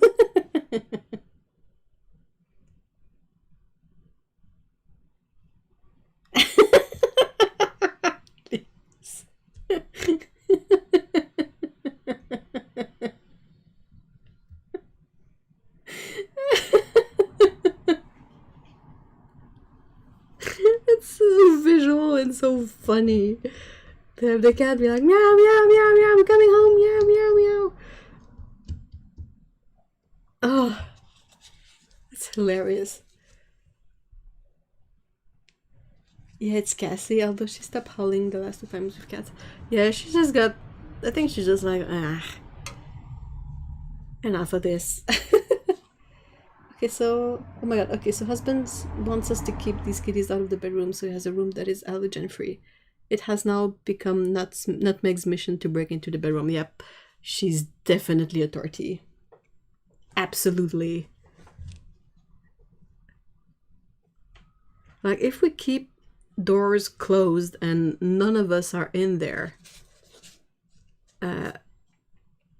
sometimes Scout will just do the same. Will be super annoyed at the door and meow and be super loud and yell.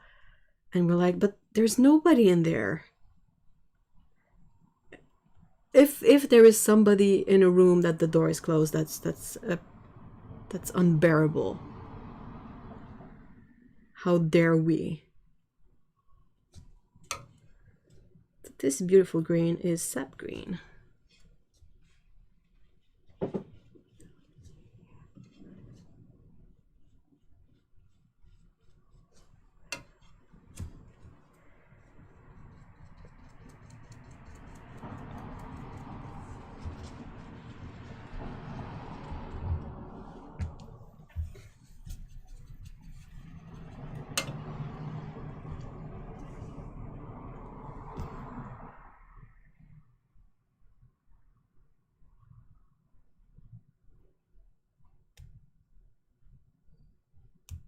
Oh no, Kevin!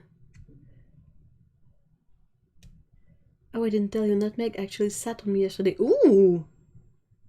You've been accepted. Oh, what a sweetheart.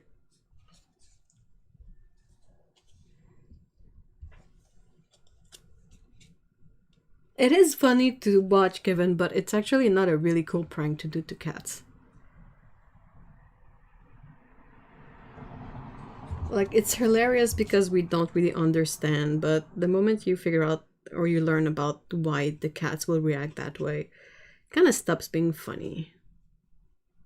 Sorry to poop on your parade like that.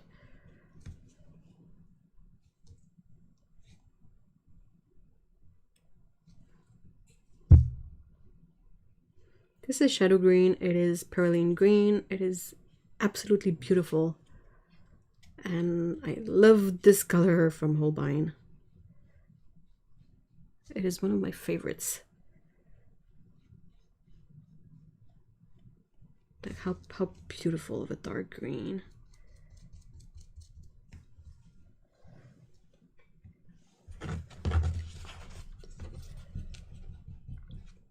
I wondered, why does it freak them out? It's because they think it's a small predator like them.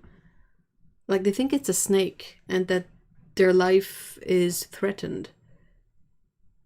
So it really triggers their flight response, which is not super nice because the cat is genuinely terrified of the thing.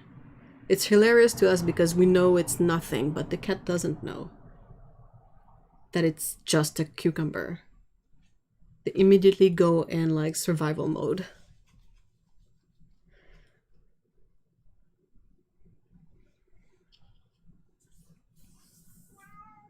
Oh, why?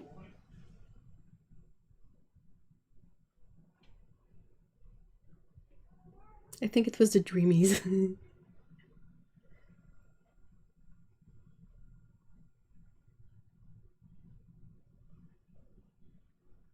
Yeah, pranks on animals, it's like videos laughing at animals getting upset because humans are doing... Yeah, that's weird. That's really... Or same for kids, to be honest. Like... Yeah, I'm sorry, Kevin, to sort of ruin the fun, but yeah, I mean, the first time I saw it, I did the same. I was like, what's going on? That's a really insane jump. That's hilarious. But then I learned why the cat behaves like that. I was like, oh, that's not funny, actually. Both of our cats have killed the 2 dog toys that are snake. Yeah, I think snakes are a real threat to cats. Because they can do genuine harm to a cat.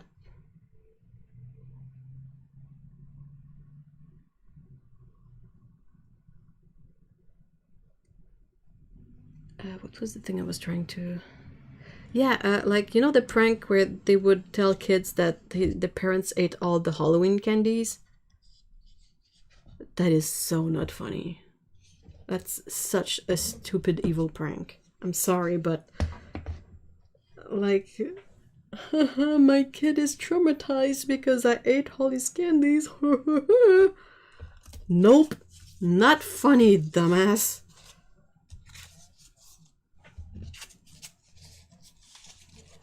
I recently heard that squeaky toys remind pets of their instincts when they hunt prey. The squeaks of anguish. Ooh. Yikes.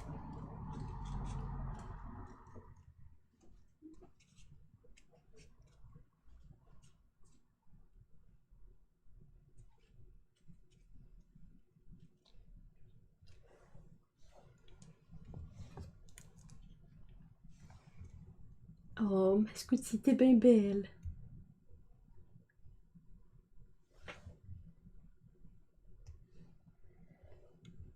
Like, I'm not saying to never sort of do pranks with your pets, but they're not real pranks. Like, I will sometimes like say things like to my cats like, oh, there is no more dry food, you ate all the kibble, but they can't understand what I'm saying, so it's merely just to talk to them, and they're just like, meow meow meow, I don't care, I don't know what you're saying. So I will say a bunch of things. Sometimes I look at them and I'm like, you're so ugly, because I know they don't understand much of it, but yeah, actual real pranks, they don't understand the... I mean, even for humans, I don't think pranks are funny. You're basically like making someone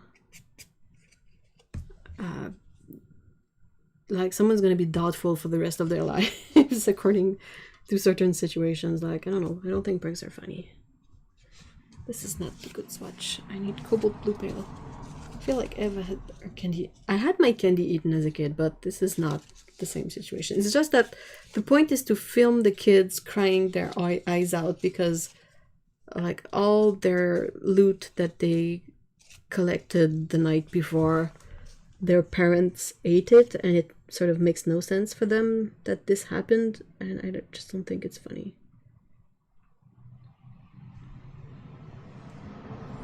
That's the one I'm looking for.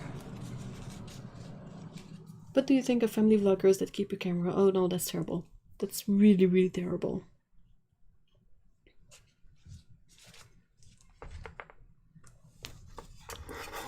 I mean, regardless of that awful practice of shoving a camera in your kid's face, like, can we just yeet family vlogs and family vloggers to the freaking sun? What a terrible source of content. YouTube should not allow it at all, I agree. I freaking hate it. I really, really hate it. I'm like, why is this so popular? It's garbage.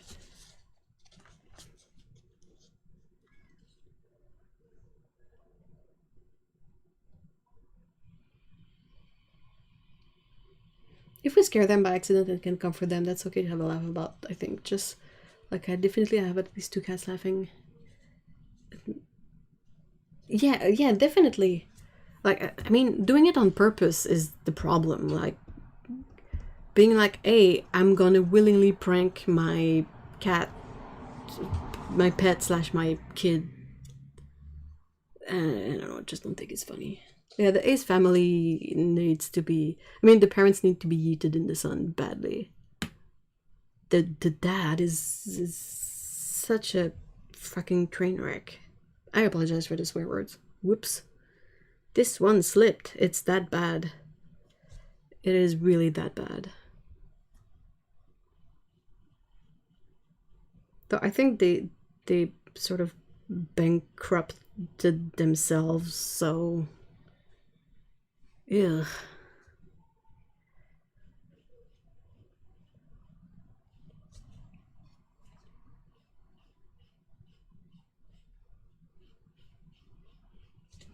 It's like incredibly narcissistic parents that can't even realize what kind of situation they're putting their kids into. Every once in a while you have a sort of a family vlog channel where the parents are sort of gain awareness of how bad it is and decide to change their ways and show the kids less, but it doesn't happen with all of them, fortunately. Yep, yeeted into the sun with the Kardashians. Yeet, yeet, yeet.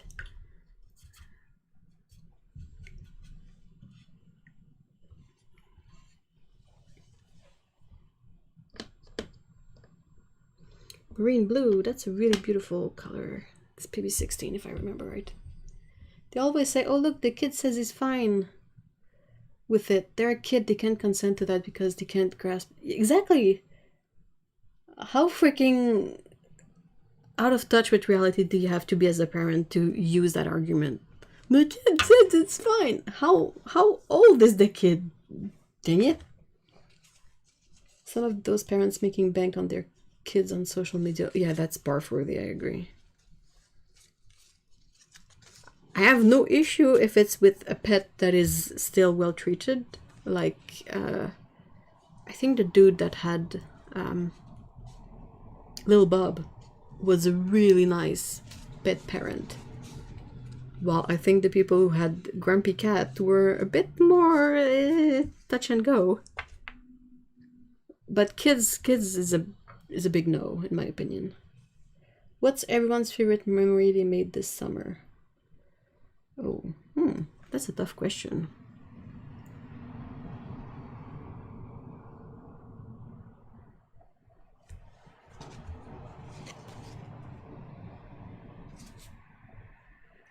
I'm thinking. Not much happened, to be honest, so still pretty much stuck in COVID land.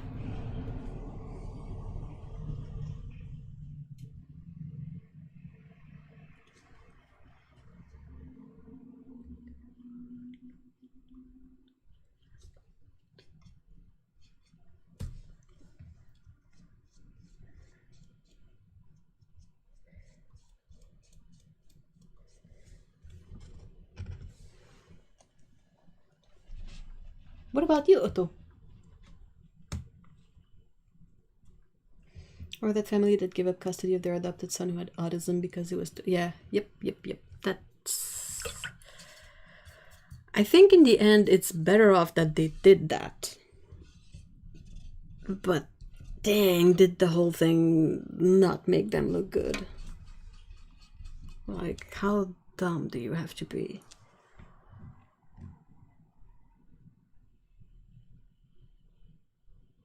Just visiting Laura in general. That's so sweet. Oh, a massive picnic. Wow. Dang, you guys had nice moments.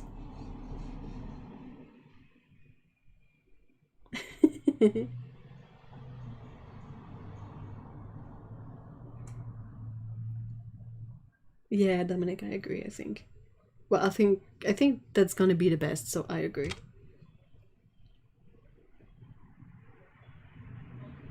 Such a nice aquatic blue. It's that beautiful PB16. It's such a unique color. Like, you can get something similar from mixing colors together, but having it on its own is pretty magical. This is cerulean blue.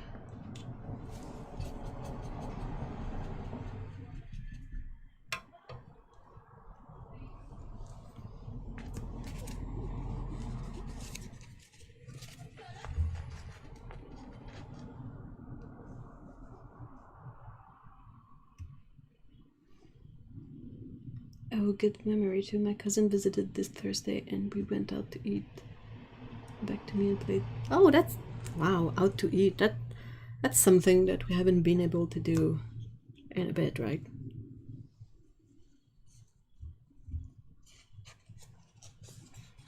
Probably an afternoon spent just reading in my reading nook. Coffee, biscuits, music. Oh, that sounds lovely. Ah, sounds great.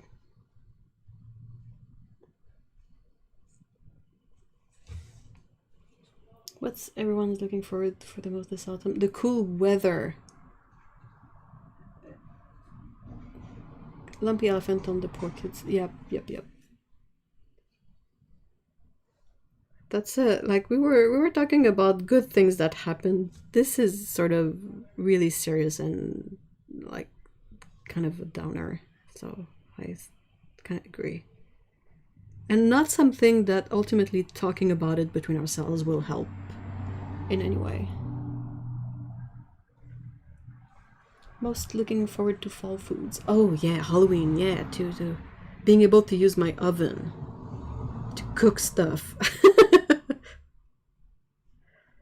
Oh, I love this color. How pretty is this?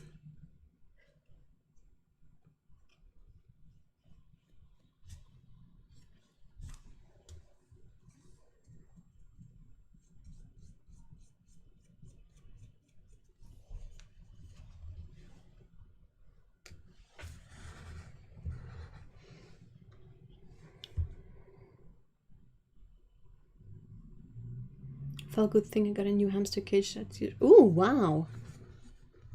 Dang, Queen Olga. I'm so looking forward to hot chocolates, chai lattes, fluffy blankets, autumn colors, dude. Sweaters and pants. I miss wearing sweaters so bad. I'm like, can I just like freaking wear leggings or sweatpants and like 3 sweaters because it's finally cold. Phthalo blue. Successful kit.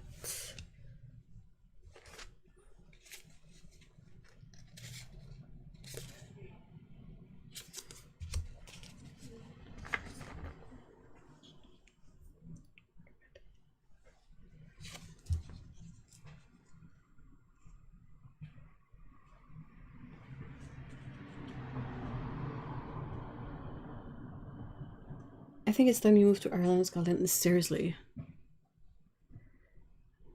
Like, here is only getting warmer. I don't know, like, for how long I'll be able to work with that.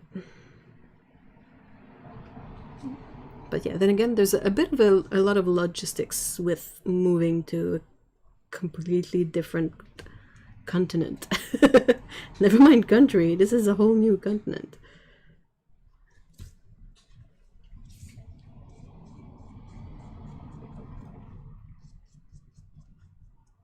And Brexit doesn't make anything easier.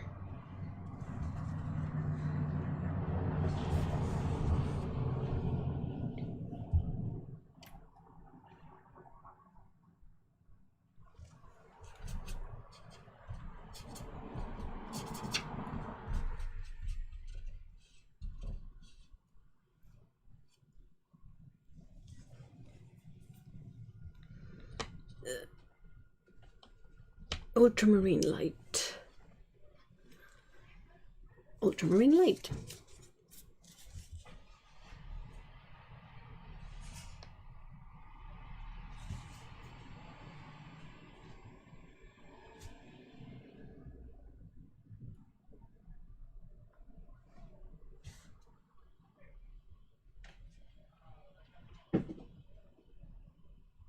I'm not quite sure why Holbein has an ultramarine light and an ultramarine deep.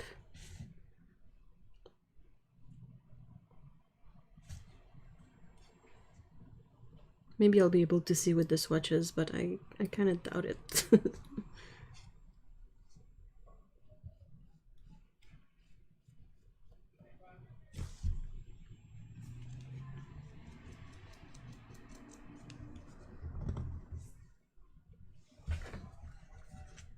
Hey, Ari, hi. Come to Scotland. I want to.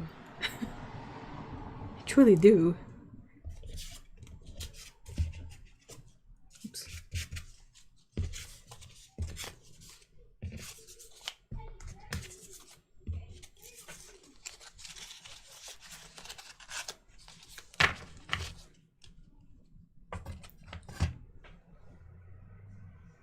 The tap water here tastes like pencil shavings and I'm done. Ew. How? What? Ugh. I don't think it should do that.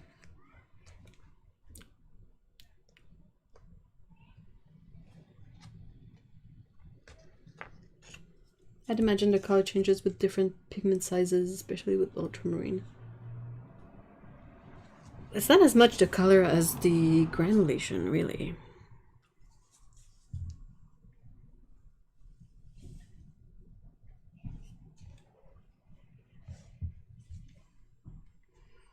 I mean, ultramarine blue, PB29, is a pigment that is generally fairly consistent in terms of hue, so like if it was a PV19, I could more easily visualize a variant in color. But with ultramarine blue, I don't know.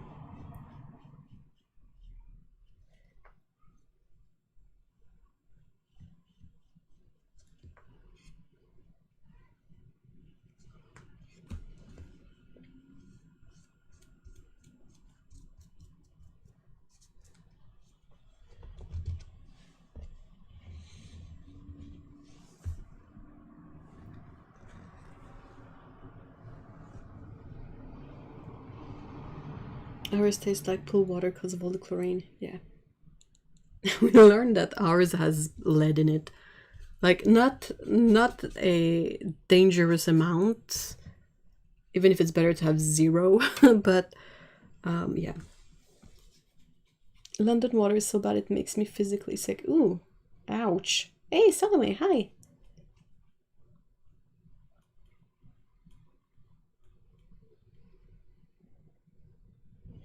You know that you moving to here is a better deal than...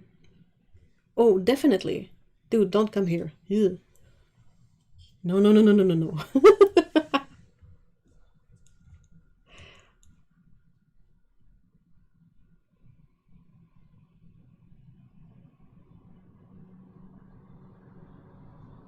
Oh no, what happened, Otto?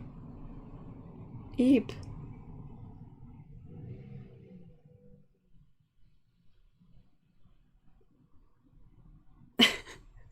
You guys kind of crack me up because I mean, we had a Brita for a while, but Brita bothers me so much with the way the filters are basically just waste.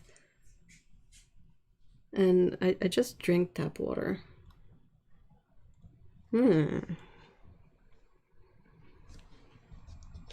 Maybe I shouldn't, but yeah.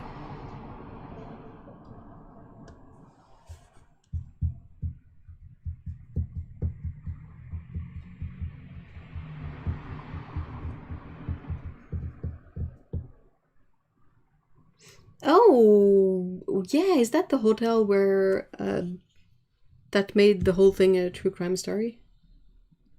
I didn't remember the name of the hotel. Brita filters can be recycled, but it's a really bothersome thing where you have to mail out your used filters to some place. And it's kind of a...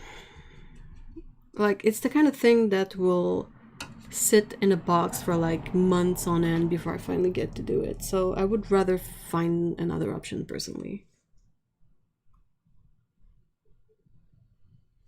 There's one thing we do is sometimes we will just put water in a jug and leave it in the fridge to sort of let the chlorine evaporate and all that.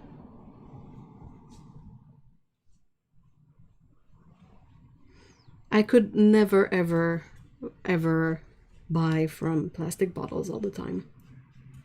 I just can't. I apologize if you do that, but I personally find it so stupid. It's such a huge waste. Less of an issue with, you know, the big jugs that you can get refilled. That's better, in my opinion. But the single portion plastic bottles, those should not exist. Seriously.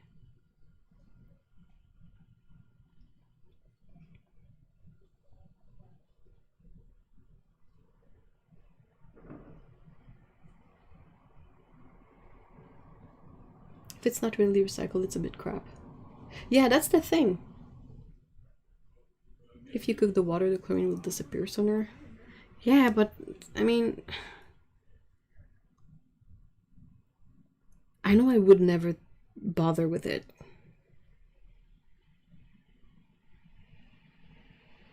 And the water here is really hard water, so everything scales up. Everything has spots on it. Prussian blue.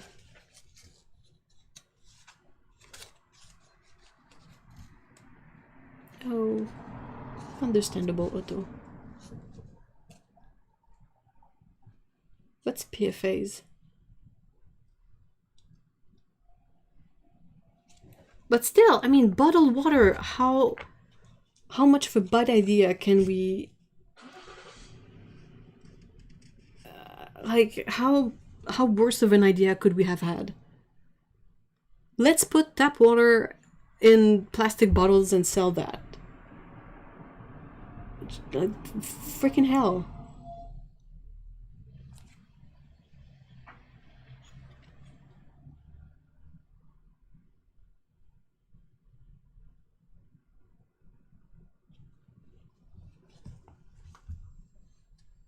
Like, I see people here buy bottled water. They live in Montreal. The water is... it's not ideal, but it's fine. And I don't think the freaking one in the bottle is any better. Oh, it drives me really angry.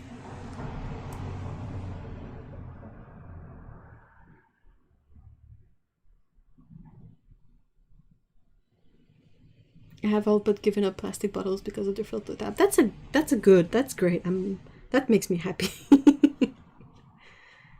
That's fine. It's just, oh my gosh, I see people buy like I don't know what the freaking name is. But they buy bottled water by like 24 packs. And they will buy many 24 packs. And I'm like, we have fine drinking water. It's not, I mean, it's tap water. It is what it is, but it's not god awful, and we're not in Flint, Michigan, if you know what I mean. But still, people will rather buy freaking bottled water that contributes heavily to messing up this freaking planet rather than drink tap water. It's like the dumbass saying they won't get the vaccines, but they will eat all the horse paste they can find. It's a man-made chemical found in fire extinguisher that is a potential carcinogen. Everything is a carcinogen.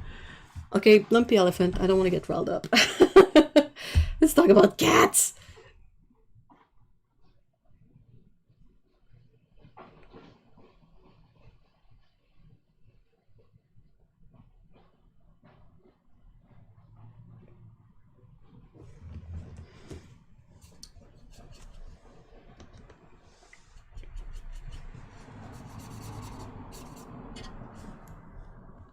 I saw a very cute cat this week. Yeah, the water at this place tastes like pencil shavings, but I'm still not going to buy bottled water.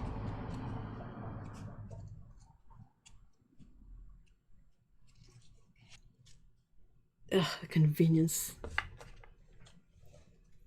I tried playing Final Fantasy IX. It wasn't my favorite. The only one I managed to finish was Final 8. It's the first one I bought myself. I bought the PlayStation 1 for it. You know, the one, not the first PlayStation, but the kind of compact one they did. And I bought the game, and I bought the memory card, and I finished it, and I, like, every single one of my characters, but was the max level at the end. and it's the only time I did something like that, and I think I used up all my patience for JRPG on that game. I tried playing Final 7 and Final 9 and never finished them. But Final 8, I played the whole freaking thing.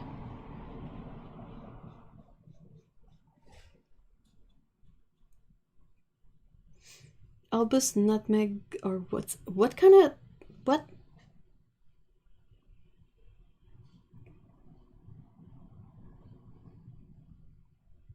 A French studio was hired to make it into a cartoon, and apparently they were making 9. Oh, French animators are usually like really original in the kind of work they do, so that's interesting.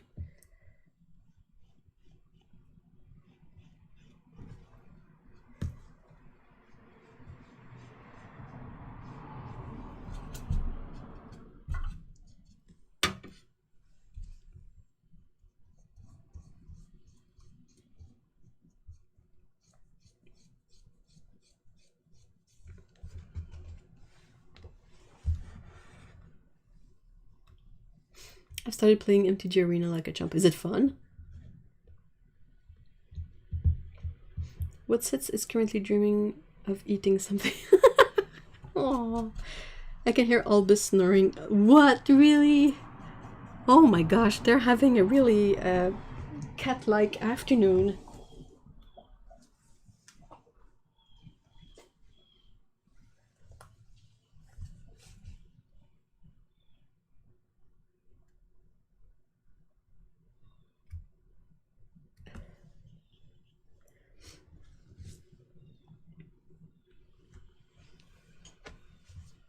Okay, yay, purple color. Ooh, I just put my finger in Indenthrone blue. That's gonna leave a stain. Cobalt Violet Light. PV47, huh? Super legit.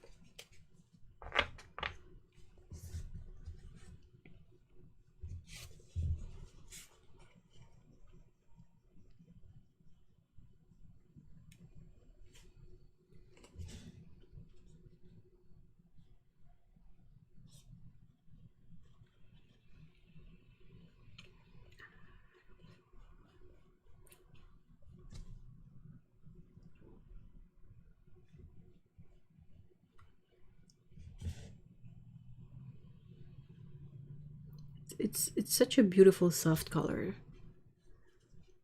I find it really interesting that in the half pan range of Holbein colors, they haven't translated any of their really sort of trademark pastel colors like lavender and lilac.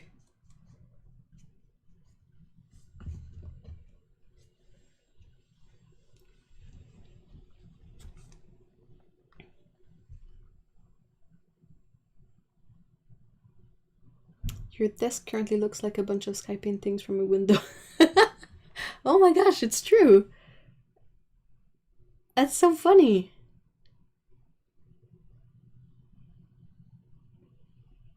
Do most of these blues look really alike? Well, these two are ultramarine blue, so let's say if I remove one of these, just for the sake of... This one is cobalt blue, so it's gonna look a lot like ultramarine blue. The rest of it is not all that bad, I feel.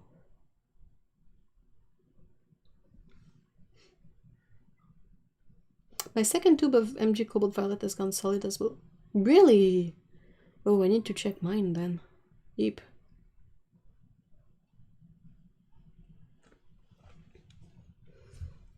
Can we think of a brand that has a good Cobalt Violet that stays soft in a tube?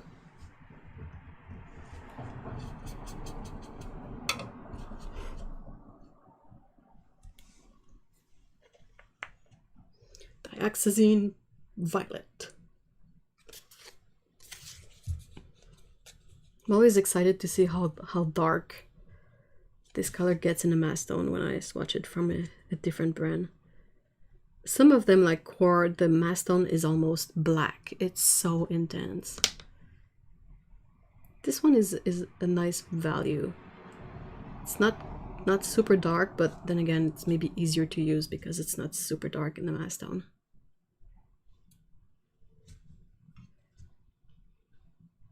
It's such a useful color, and they almost never put it in sets.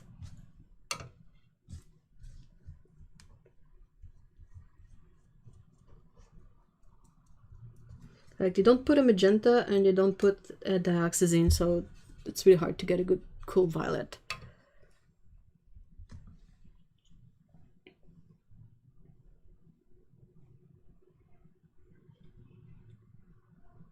Rembrandt? Oh, really? I still have my cobalt violet rock from Imgram. I don't know if I kept mine. I kind of feel like I've thrown it away. But if I haven't and I find it, I will definitely turn it into a Christmas ornament. Hi, Melissa!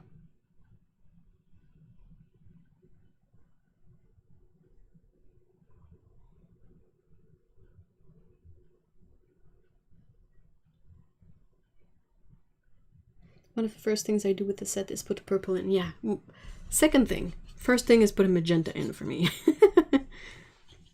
And then a good violet. This is Quin Magenta, guys. Almost done with the sort of more vibrant colors. Then it's the earth tones. And then it's the more muted colors. And there's a white. And it's called like Chinese white, but it's made with PW6, so I don't really know what to expect from that one. Oh, wow. What pigment is this? Oh, it's PR 122. Wow, it's so nice. I feel like it's less cool than other PR 122 I've tried. Wow, that's a melt your face pink.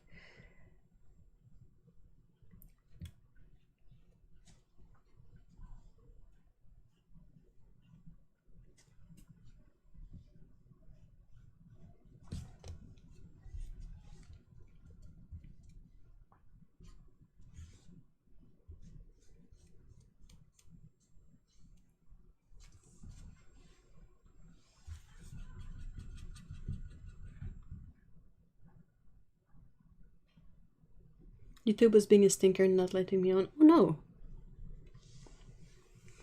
And we're finishing up with a bang because this is opera pink, or just opera as they call it.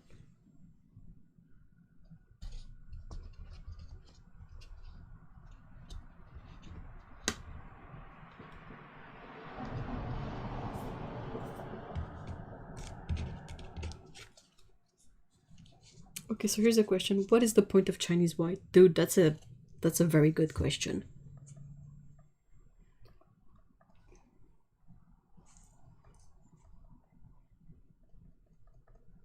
My theory is that it's meant to be a mixing color.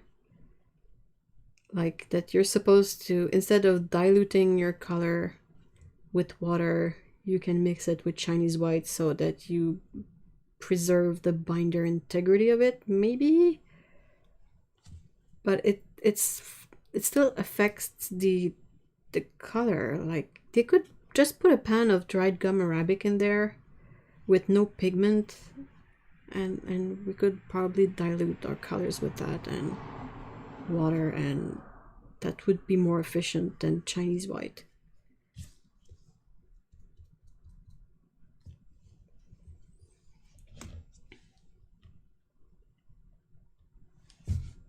That's bright. Hey, bye Jellybean. Thank you so much for being here.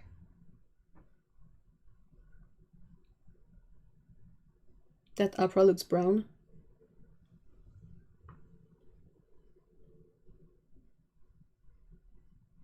It's loud pink. It's best pink.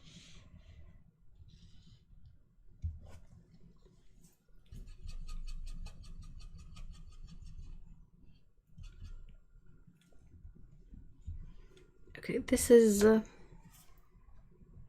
raw umber. Kind of excited to swatch the earth colors.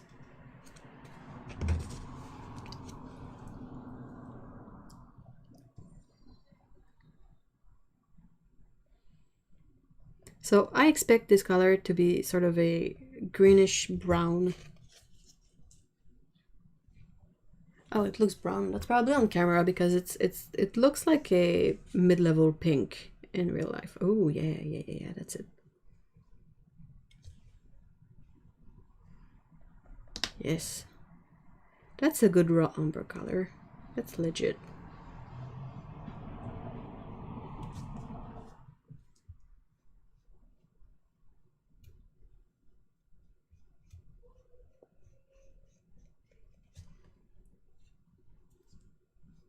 It's always a bit of a weaker color, so that's not exactly something that surprises me.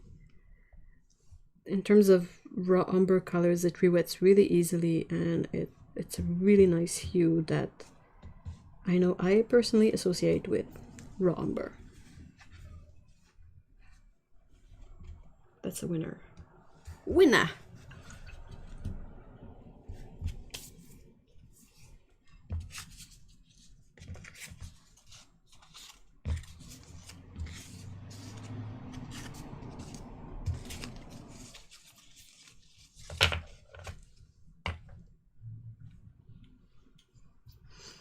Next one is raw sienna, I'm fairly sure. Yep.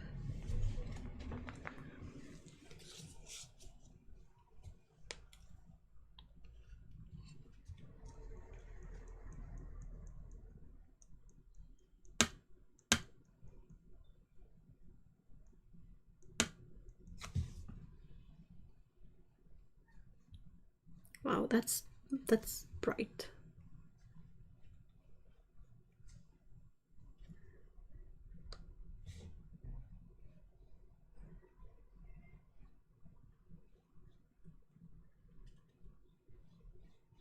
It is really nice. Wow.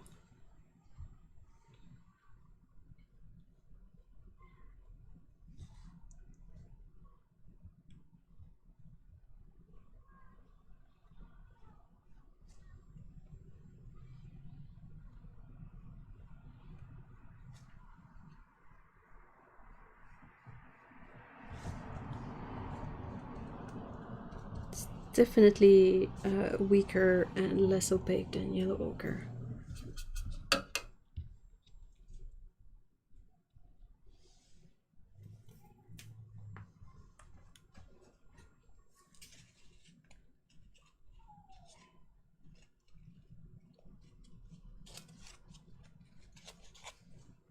So that's yellow ochre and raw sienna.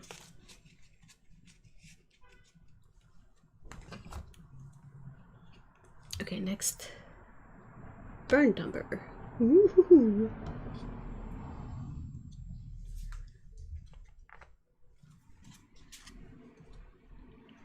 I will put out prompts for Caturday, but I'm not sure what I'll do.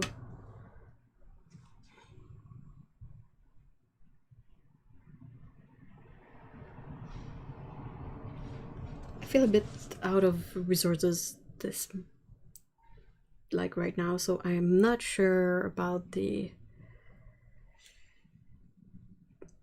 how clever it would be to embark on a full month challenge. But I have a few ideas that would make it a bit easier to do. Less time consuming, and also I don't know if I will opt for doing one of these or if I'll feel like I'm too out of juice to do it.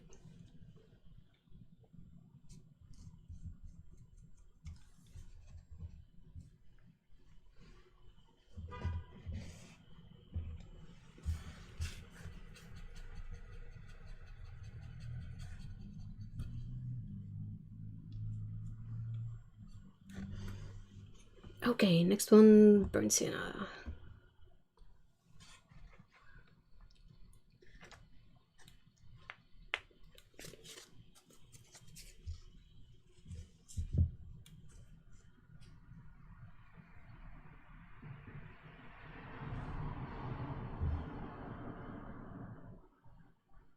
A bright pink turkey. Oh. Absolutely loud on all levels.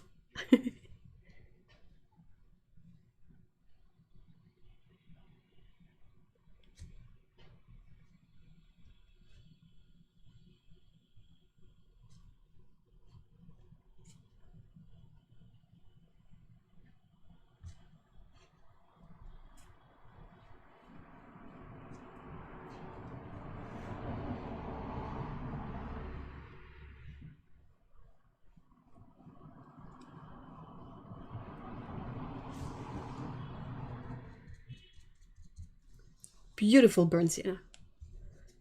Beautiful. Ah, it's one of my favorite burnt siennas.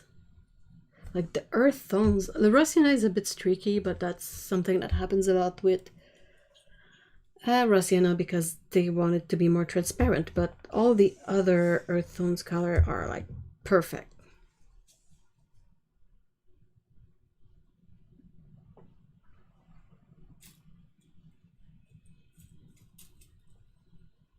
Oh my gosh, Salome, yeah, I can see that.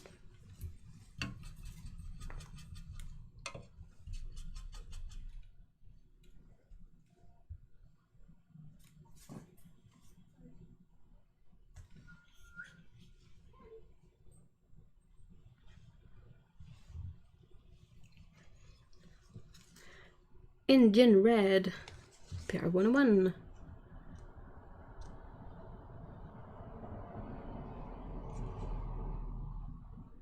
Oh, it looks so good. Ah, yes, it's so opaque. That's perfect.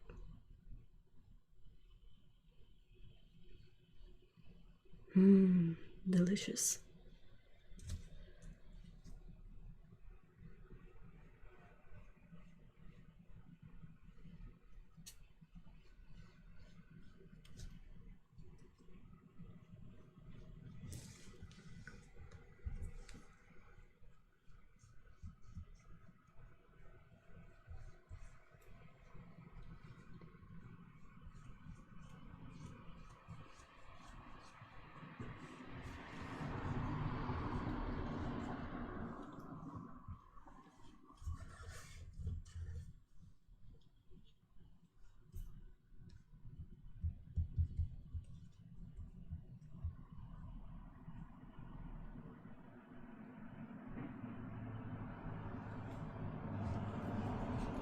$50 of them. What happens if they reproduce? Yep, it's a legit proper PR101. I feel, okay, personal take, but I feel like there's a few colors that we don't need to reinvent every single time we create a new watercolor range.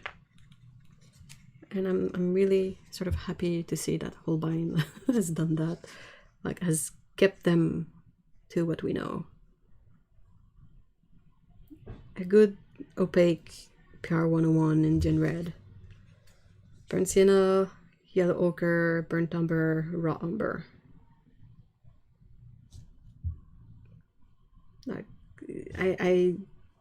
I think Daniel Smith has done a fine job with these, but they also have so many declinations of like, oh, Italian something burnt sienna, or I don't remember the name of it, but you know, they have so many variants that it's a bit difficult to sort of properly see the difference between them, because sometimes it's not even a difference in hue, it's a difference in rewettability, or you know, some other characteristics that you can't really figure out until you've actually bought the paint and tried it and realized you hate it. Sennelier has really weird earth tones. Schminke also.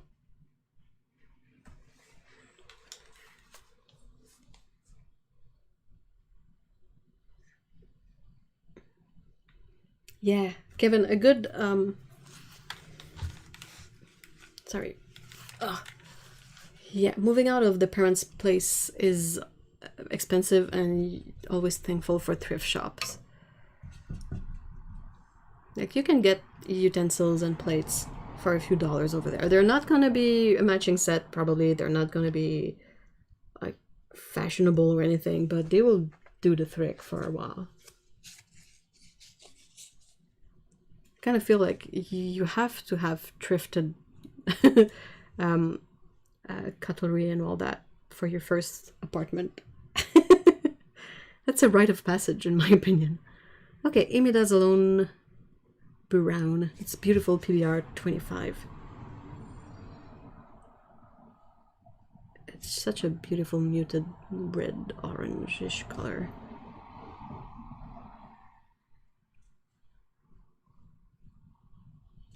It's so transparent.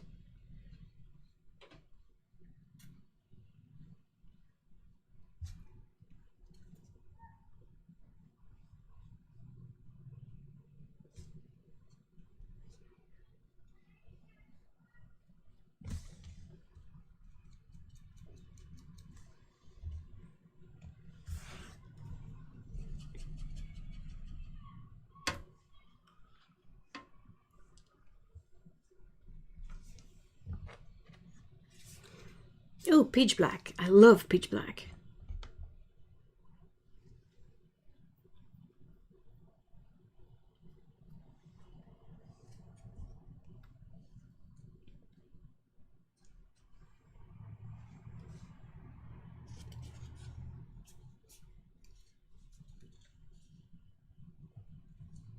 And thrifted utensil will probably last way longer than those cheap starters. I agree. I really, really agree. Like, actually, I still have my semi-thrifted utensils. The thing is my, a relative passed on near the time when I went into my apartment, so a lot of thing was semi-thrifted in the sense that I just got stuff from their place, as they were definitely not going to use it anymore. But it made for a hodgepodge, like that person already had a hodgepodge selection of Caturday and all that. And I love it so much. And when I go to thrift shop and I spot a utensil that I love, I buy it. Like a single one, and I add it to the pile. So I have a selection of oddball Caturday that I really love. Peach black is black made from burning peach pits.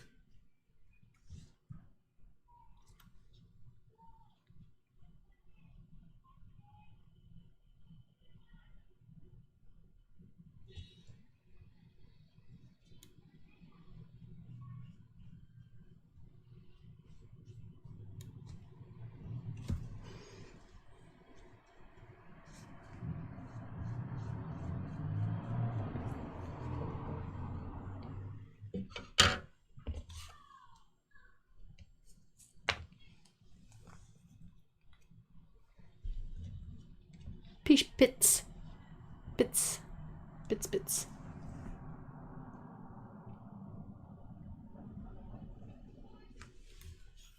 Most expensive, well, PC will definitely rack up a big bill. Pots and pans and utensils are some of the easiest things to thrift. Mugs. Dude, mugs. I think everyone in general has too many mugs, so it's one of the first thing that will end up at the thrift shop. Sorry.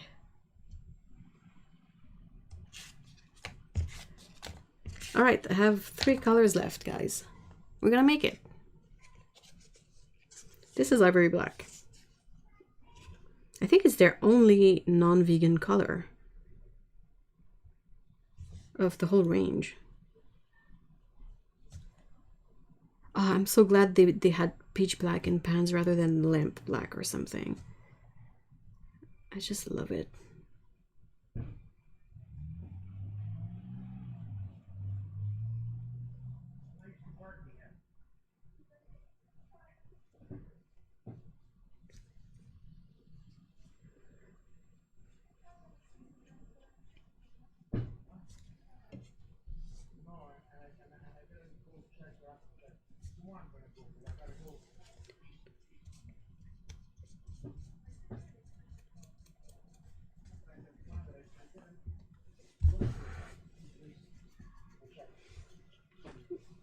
Craft Dinner PC edition.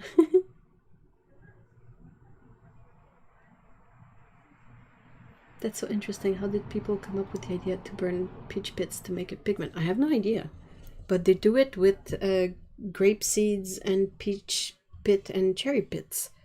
Like, if you remember the Schminke Cola range they released recently, that was sort of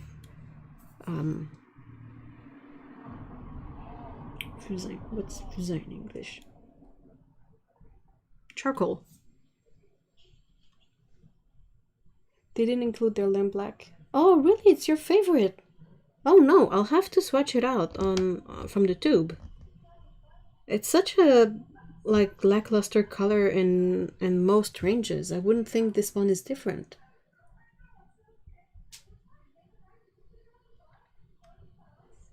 I have entirely too many mugs and I don't want to give even one of them away. I am very attached. I know. I'm also very attached to mugs. Like, I don't think we have a single glass, like, you know, just a straight up glass. I think everything we have has handles on it.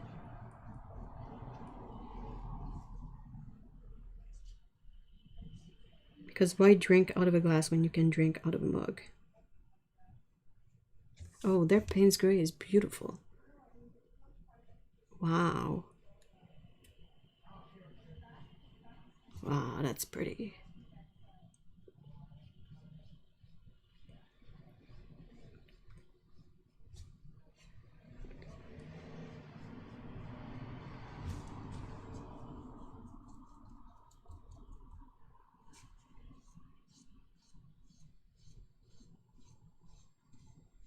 Wow. Love it.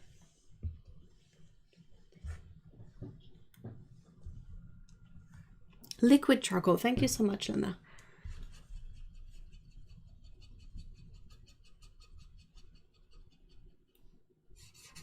I prefer mugs that are microwave safe. Well, you can find mugs that are microwave safe at the thrift store.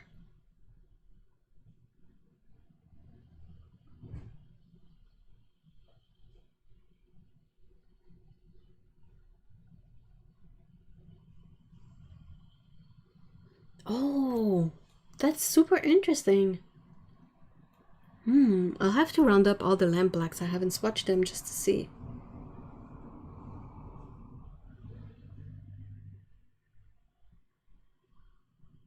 It's just been so lackluster in other brands.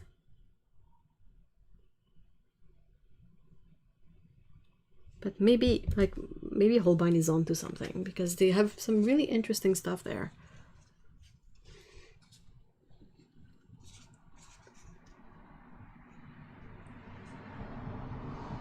They so often make lamp black the transparent black, and I just find that to be so weird.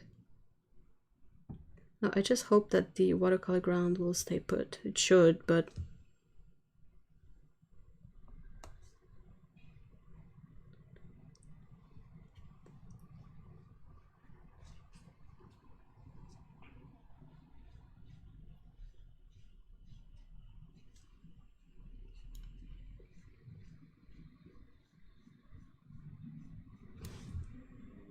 yeah, so this is PW6.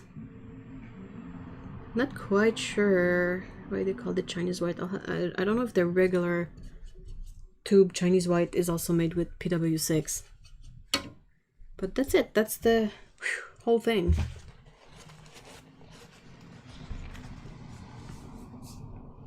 Aren't almost all mugs microwave safe? Just no golden paint or metal.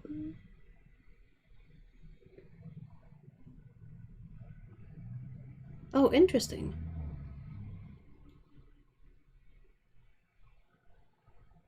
I just don't have a microwave. So I haven't had any weird experience. Hey Val, hi!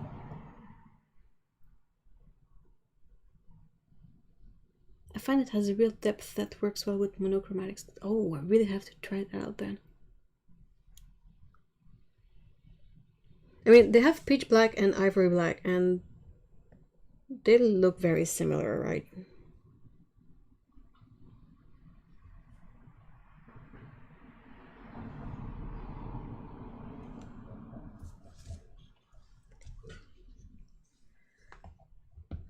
I don't think I can fit all swatches in here.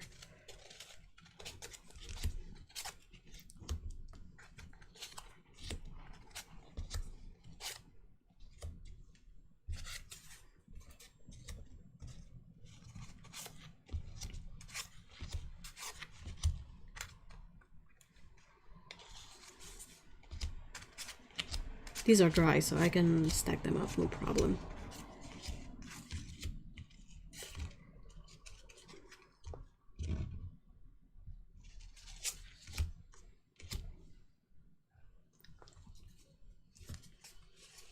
What's my overall feel of this set? I think it's super exciting.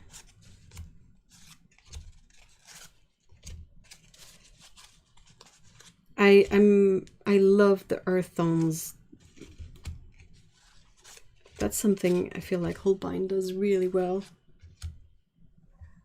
I'll try to just make a bit of room. I love that they put opera pink in there.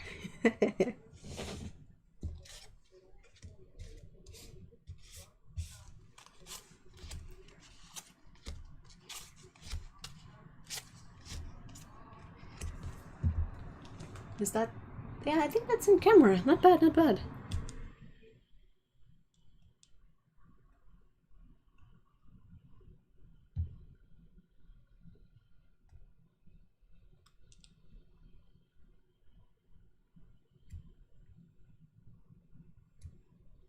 And then there's Bamboo Green. Shh. Bamboo Green really wanted to be an original. Seriously. Like, this is what I meant to do with the label. Okay? They're all like this one. If I put the card in the same... and I didn't do it on purpose. I was just like going through all the cards and this happened and I was like, oh well, okay. And then when I painted the swatches, this happened and I didn't even notice it until Otto said something. And I'm like, oh. And then I checked and I was like, oh, it's the one with the funky label too. So it's meant to be funky. Gotta respect the funk. I think it's funny. I know some people might get really annoyed by the fact that there is one that is not like the other ones, but...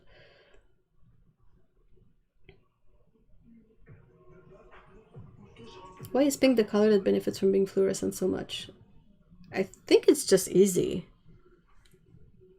I think the dye, the fluorescent dye for pink is... I think it's been around for a while. Like, you can see some... like... oh, I don't remember the name, but probably Otto knows. Like, the garments you wear under a kimono.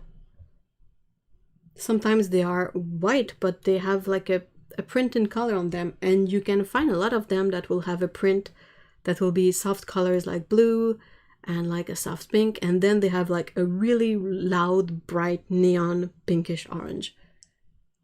So I think it might just be that. And also it's such a fun color. It makes the most beautiful oranges with a yellow and purples with a blue.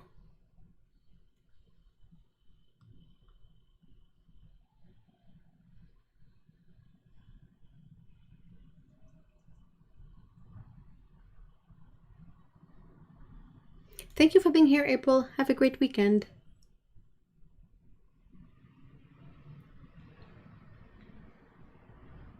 Also has a lot of applications, especially in botanical painting. Where would you use other fluorescent colors? I think I would use it just for fun. Like, it doesn't scan well, it photographs okay. Its real appeal is in seeing a painting live. So I feel like it's kind of weird that it's not, as it's not light fast, people don't want to use it for art, but I feel like if a banana duct tape to a wall can be considered art, I think that a painting with a fading pink can be considered art and have it be part of it. So yeah, that's my soapbox. So yeah, I want to paint with the set, but I mean, we'll definitely do a video about it and feature all the swatches again. And again, Otto, thank you so much for sending me this set. It's amazing. I'm just floored. Like, this is perfect. This is... hey, Scott, bonjour. This is so beautiful. And like, all these colors are perfect. Everything is good.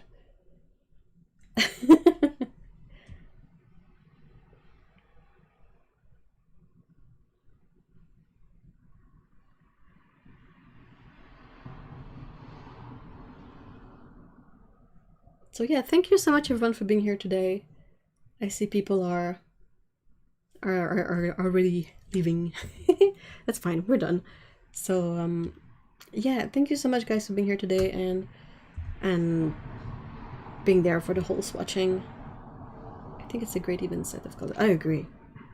And I love that all the colors are like on these two small trays. That's amazing. Like, no printing out of something that takes all the space. Oh, I'm excited.